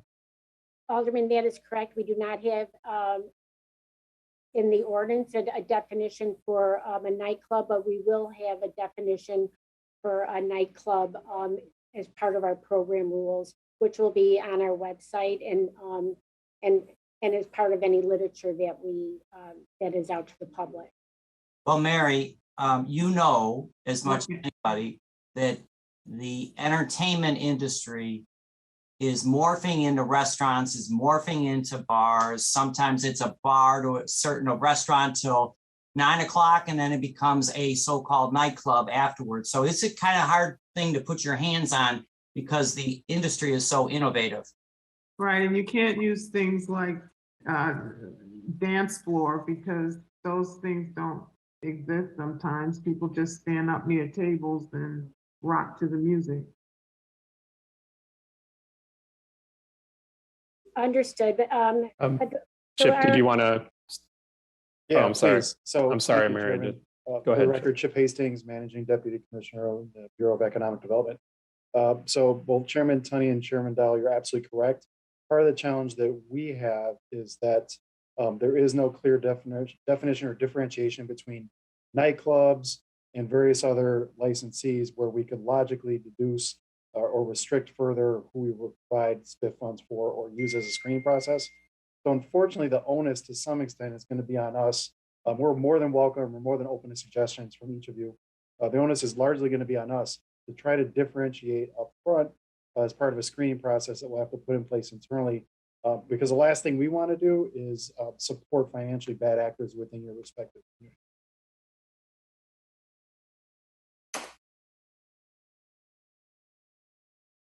Thanks, Chip. Let me go to Alderman Vasquez. Yeah, I definitely understand the concern, and it was something that was discussed as we were working through either the legislation or potential substitute, because there is no legal definition of what is a nightclub or isn't. That's why the language is as it is. And it is up to DPD after checking with the different departments, and I would imagine talk to us the way they do with most things that come up to make the determination. And to Mary O'Connor's point, because it is a pilot, it's seeking to be more on the conservative side of that decision rather than one that's more open, and really identifying businesses that we know are part of the community and want to invest in that and haven't had any issues with the department. So that's something they would check with us before making a decision. So there's a lot of probability that those that would come up in a conflict are the ones that would get denied. Chairman, Alderwoman Dow. Yeah, I wasn't through. I had another question. Chip, have you, and Mary, have you thought about just excluding anyone that has a PPA? We have not, because PPAs can be given to theaters, they could be given to comedy clubs. So we didn't know, we did not take, think that was something that we should put as part of our criteria.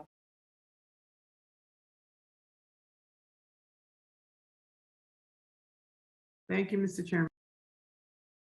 Thank you. Mary, when SPIF, I have a question on the SPIF. When it is going through the Summer Corps application process, are there any steps where it goes to an alderman for input? Yeah, so after we receive the application and after Summer Corps reviews the applications and seeing if the business as well as the scope of work is eligible, then the aldermen do receive a note or a letter saying that this business has applied for a SPIF application. And so I believe it says we can provide input when we receive that letter? Yes, or we not? do. Yes. Okay. The letter doesn't say that now. It's just basically a notification. So are you going to add that language to the existing letter? I think Alderwoman Dow, I don't mean to cut you off there, but I think it would be a good idea if we could add a sentence, working on that after passage here to have outreach to the local alderman for that spiff. Chip, if you want to add to that. Yeah, I just reiterate, Chairman Dowell, we're more than happy to work with you or any of your colleagues if you have suggestions. Because unfortunately, like I said, the clarity we were seeking in via licensing is doesn't really exist. So we are going to have to come up with internal rules and regulations so that we don't, as I said, so that we don't support bad actors in their respective areas. So if it means modifying the letter, we're willing to do that. If it means coming up with a definition in collaboration with you or your colleagues, we're happy to do that as well. So whatever it takes, I suppose, to avoid that circumstance.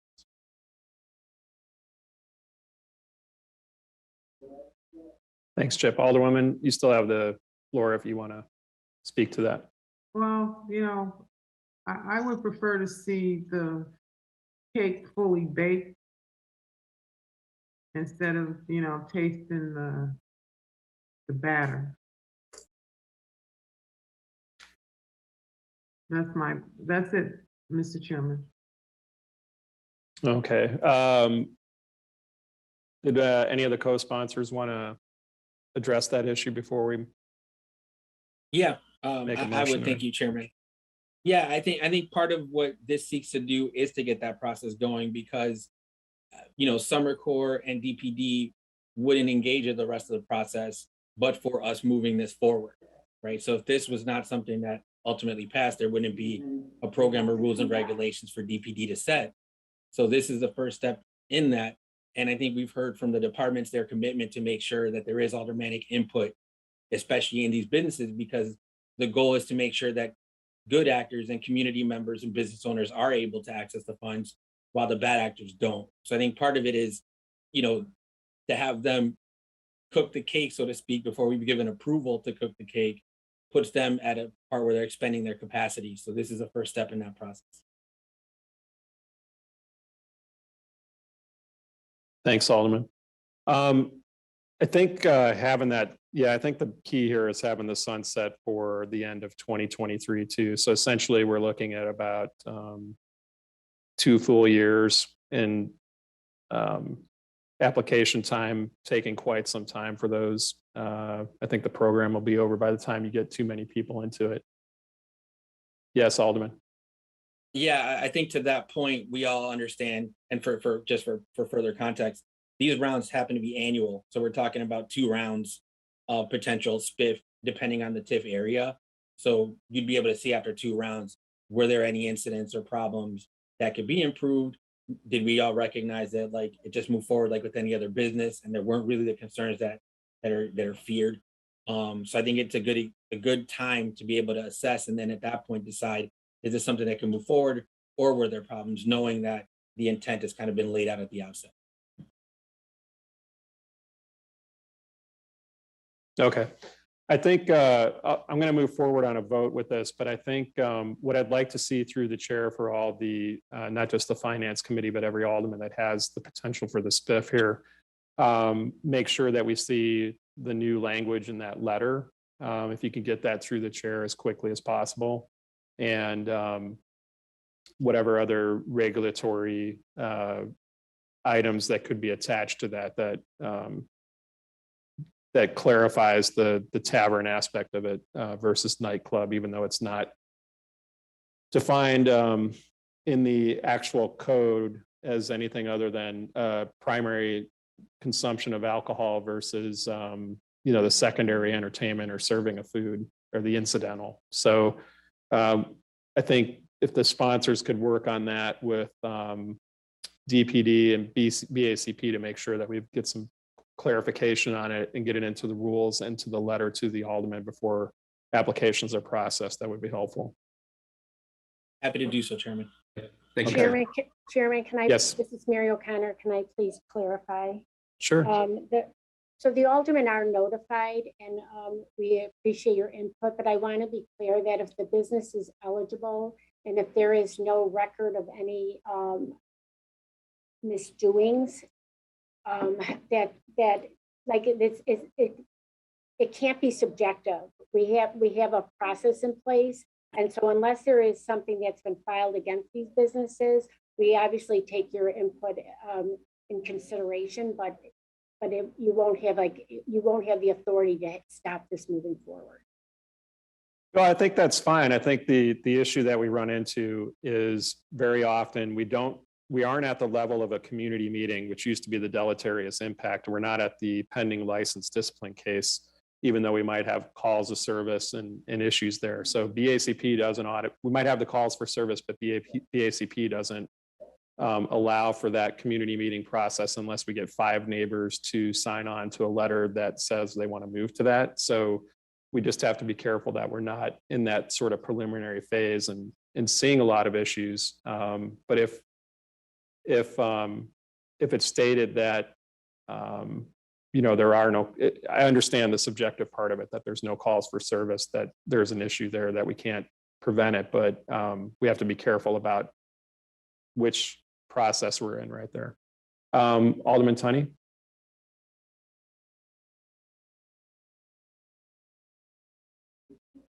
Yes, so Mary O'Connor, so what you're basically saying is a first come, first serve on the application process and such? No, we roll out, like we have a 30-day application period and we have a set amount of funding that is allocated during that period. And if we end up having more applicants than we do have available funding, then there is a lottery. And everyone's put in it, and then we go through each application and how they were selected in the lottery. And typically, some of the applicants, who are part of that usually fall off, and we usually get through. The people are on the wait list for up to 2 years, and we usually get through that wait list. But it's not a first come, first serve, no. Well, this is a pretty expansive grant, right? If I'm hearing you correctly, it's up to 150? Yes. So yeah, we went from 100,000 to 150,000 grant. Correct. And that was actually that was from many of the recommendations from you, all of you, because I think because of COVID and what our businesses were going through, we wanted to give them more money. It was an opportunity to support them. Well, for those of us that don't have TIFs, it's not an incentive at all. And but there's a lot of places that need the help. So with that being said, that's all I have. Thanks. I just would like to add, so to date, we've rolled out 51 SPIFs, and 39 of those 51 have we had a lottery for. So there is a demand out there for this grant.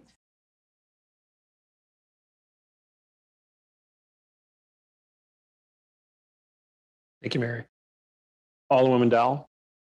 Yeah, my last comment is that, when I raised the question about excluding PPAs, the response was that, we might catch up theaters and stuff. But I thought theaters got performing art venue licenses, right? Which is different than a PPA. So I'm still thinking you can take out PPAs. But I think in general, I would like to see, Chairman, that DPD and BACP sit down with each other to figure out, based on licensing and specific parts of the code, what to include and exclude. I'm feeling a little uneasy about this today. Thank you. That's a good recommendation. I think with that, I'll take a motion from Alderman Tunney to approve this item 02021-3923 by the affirmative vote of all members present for the roll call used to establish quorum. All in favor signify by saying aye. Aye. Aye. Anyone opposed? I'm opposed. Okay, thank you, Chairman. In the opinion of the chair, the ayes have it and the motion carries. Alderwoman Dowell will be recorded as voting no on that item. All right, thank you. Thank you, Andre, Matt. Thank you, Chairman. Thank you, committee. All right, ladies and gentlemen, moving on to communications from the Department of Law, item 13. is the monthly report of judgment, verdicts, and settlements from the Department of Law for the month of June and will be placed on file with the clerk. If I didn't mention at the start of the meeting, we do not have any settlements today. Items 14 and 1 second.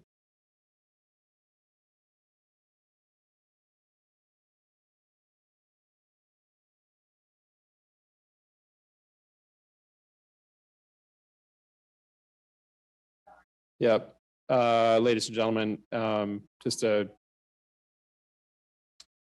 those items from item number 13 are for the month of September placed on file with the clerk. And items 14 and 15 are authorizations for payment of various small claims against the city and the denial of payment of various small claims against the city. If there's no objection, these items will be placed on the omnibus. Item 16 is a proposed order for tag day permits on behalf of Chicago Youth Programs in Wrigleyville on November 20th, 2021. If there's no objection, this item will be placed on the omnibus. And we will now move to the agenda addendum where we have one item.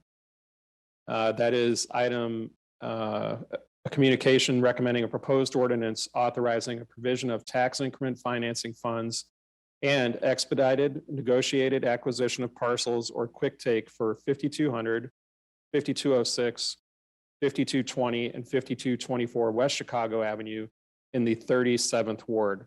This was a direct introduction and was distributed to the committee last week. We're joined by Mike Perella from the Department of Planning and Development for testimony on this matter. And Mr. Perella, go ahead, please. Thank you, Chairman. Let me get my screen shared in here.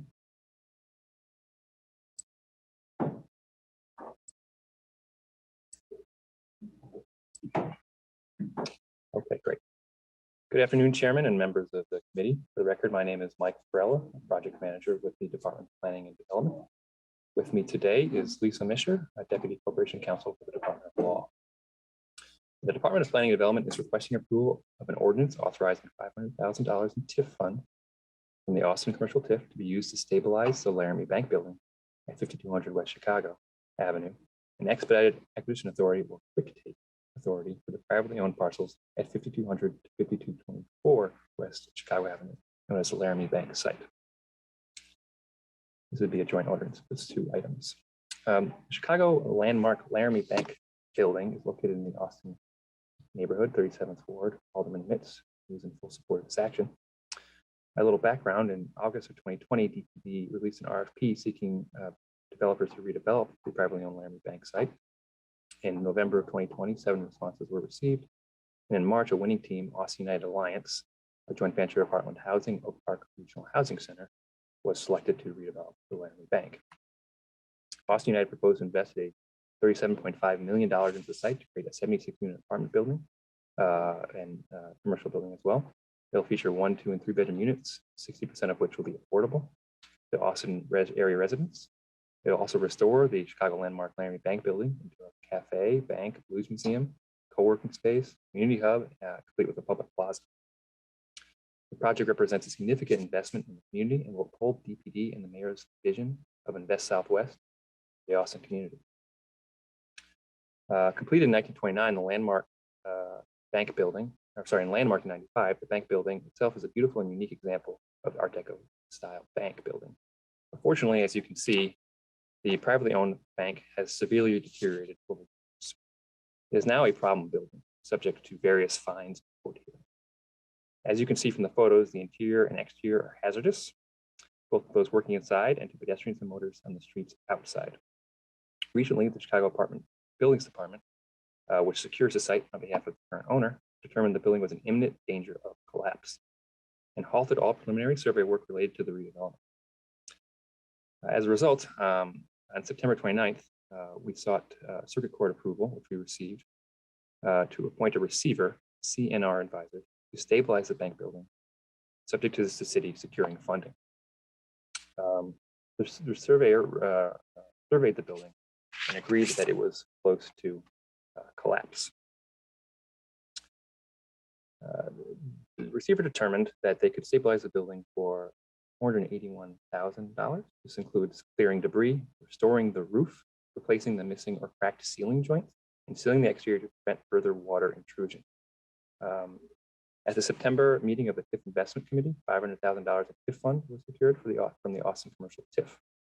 Because the building is privately owned, DPD requires authorization from City Council to spend this money to stabilize the building. Once approved, work will begin immediately. In addition, the Laramie Bank site is privately owned, 2 different ownership groups. In order for redevelopment to proceed in 2022, the bank must be purchased from its current owners. The developer, Austin United Alliance, is under contract to purchase the middle 4 parcels shown here in orange. Unfortunately, they are unable to come to terms with the owners of the 2 westernmost and 2 easternmost parcels, the easternmost of which contains the Laramie Bank building itself. In order to ensure that redevelopment proceeds, the city offered to facilitate a deal by exercising its acquisition authority, which was previously approved by the City Council on September 9, 2020. Given the deteriorating nature of the building, the urgent need to keep it from collapse, the desire to start redevelopment in 2022, and the goal of restoring the bank and site for the benefit of the Austin community and its residents, DPD is seeking further quick take acquisition authority to expedite the acquisition of the 4 remaining parcels. This will ensure that title of the property is transferred quickly to the city and the current owner fail to reach a settlement, which is the city's preferred approach.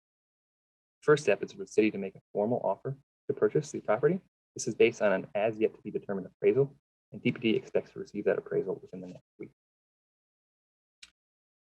If recommended for approval here today, DPD will immediately begin coordinating with the receiver to begin the stabilization work, subject to council approval, of course. It is critical that stabilization work be completed in 30 days to avoid a potential severe weather event, halting work, or at worst, causing the building to collapse. Concurrently, once the appraisal is obtained, DPD will make a formal purchase offer to the owner with the goal of reaching a settlement by mid-December.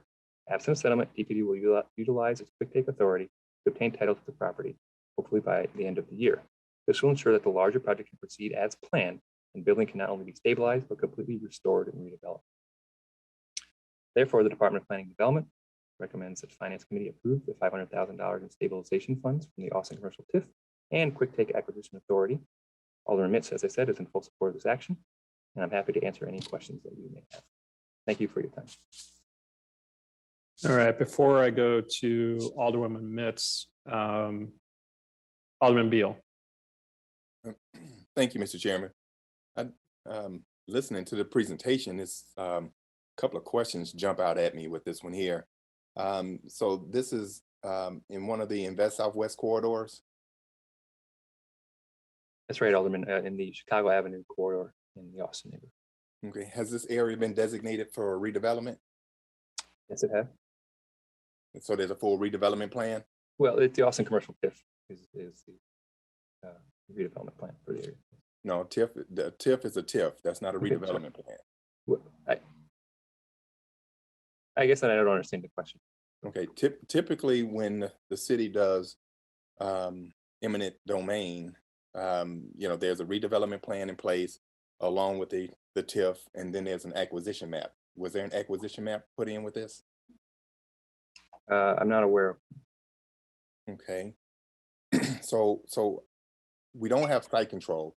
So how do we put a piece of property on, how do we basically go for quick take through eminent domain when the property has not been designated in a redevelopment area and there's no acquisition map in place?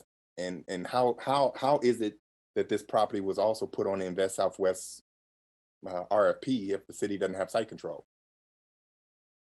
As I stated previously, and perhaps Lisa Misher, who should be here, answer clarifying questions. The site did receive, or the site was approved for acquisition authority in September of 2020. This was done prior to release of the RFP. And my understanding is that acquisition authority granted the city the right to market the site for RFP, and also acquire it on behalf of the winning developer. Should just a scenario as the one I'm describing should arise. Okay, and how long have we been trying to work with these 2 owners to acquire this property? Since the summer, development, the current owners, or sorry, the current developers tried to reach agreement earlier this summer. It failed. And so, the city, again, to exercise its option to acquire the site, would offer to try to broker a deal by using it to the acquisition authority. Okay, so you guys RFP'd this property, awarded it to the RFP to a developer, asked the developer to go and try to acquire the property. They weren't successful, so you guys are now moving in with eminent domain. Yes, well, again, I think our preference is to reach a settlement, but we feel that given the city's authority in this matter, we would be the best party to do that as opposed to development. Okay, so I guess the question, the bigger question I have is, if I'm a developer and I respond to an RFP, I'm thinking that you all have site control where we can move in and get going. They were awarded something, and then you told these guys to go in and try to negotiate a deal. That's right. And this was a unique case in terms of the Invest Southwest RFP process, in that we didn't have public land that we were using in the deal. And to your point, yes, it creates an issue for the developer in not having site control. This is certainly an approach in this case that we thought was best, given the historic nature of the bank building and the desire from not just us, but the community in general to redevelop it. In different corridors, we've tried to use exclusively public land to avoid just such an incident. I would say the developer has been a willing participant in this process. It's been very responsive to the development to date. I think it's up to us now to fulfill our role and ensure that we can get this property over to them, so we can see this development you see on screen take shape. Right. But it seems like that's a pattern that the department has, because you all attempted to do the same thing in the Roseland, Michigan Avenue RFP. You guys tried to RFP and put a piece of property that the city didn't have site control. So it's just, I think we're doing things backward. I think we should have site control, and we should try to have these things in place before we RFP them. So I think we did a disservice to this developer, because right now this could be tied up in court for a while. I hear your I wasn't intimately involved with that Roseland RFP. I understand your concerns, and I do acknowledge them. I would say, again, offering the quick take authority would give us an opportunity to not tie this up in court. If we can acquire title at the beginning of the process, it'll allow the developer, or give the developer assurances they need to move forward in earnest. Okay, I just think this is we're doing things backwards, and now I think this is going to be tied up in court, because you can't just quick take something because you guys RFP'd something that shouldn't even have been RFP'd until we had site control. So, all right, thank you, Mr. Chairman. Thank you, Alderman Beal. Any other questions on this one? If not, I will go to Alderwoman Mitz. Thank you, Mr. Chairman, and good evening to all of the committee members. This is a project that's located in my ward and in the 37th ward on Laramie and Chicago Avenue. A historic landmark building that at one time was very active and useful. But now, for over the last 10 years or more, it has been deteriorating.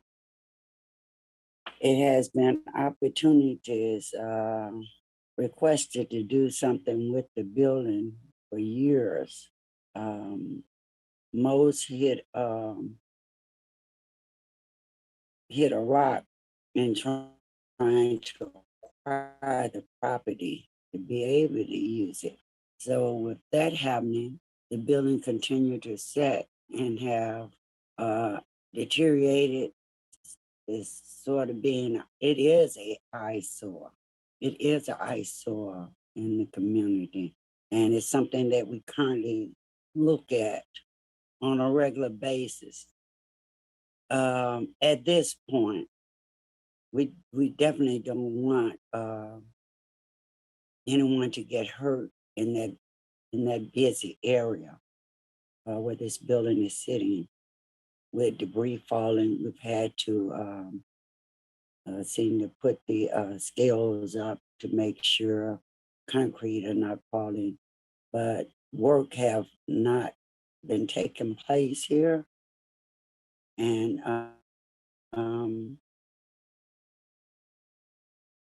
if we can use, say, somebody put the horse before the cart, and the cart before the horse, and doing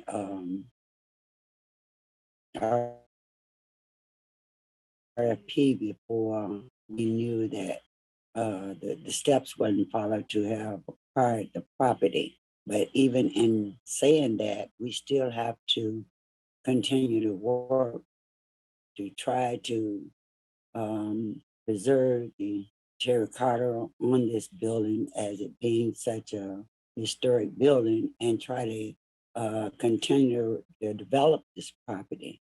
So I'm asking support from my colleagues today to let's move this project forward so that something can to get done, even with just securing this roof before the winter. It has been terrible looking at if you were to drive by and see this, and how the building is just cracking and decaying from nothing being done, water going inside it.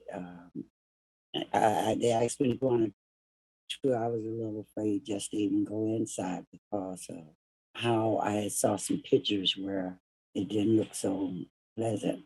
But at this point, for the safety, we have to do something. And the community deserves that.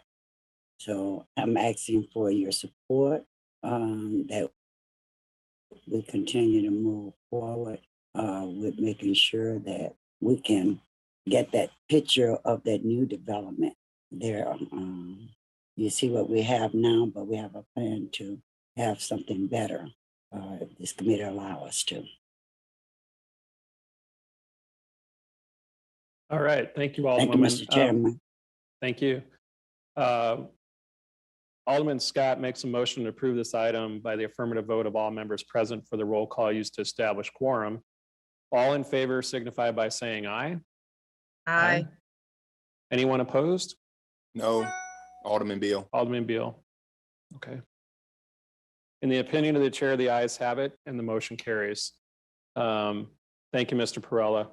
Thank you, Alderman. And any additional information that you get on that, please pass through the chair for the members of the committee. All right, ladies and gentlemen, this concludes the agenda of the Committee on Finance. I appreciate everyone's patience today and wish you all a good afternoon. May I have a motion to adjourn? So moved by Alderman Harris. So moved by Alderwoman Harris. All those in favor signify by saying aye. And aye. All those opposed? Aye. In the opinion of the chair, the ayes have it and the motion carries. Lunch in my office tomorrow, Italian American History Month. Thank you, Alderman. And the Committee on Finance is adjourned. Have a good afternoon, everyone. Thank you. Hey, everybody.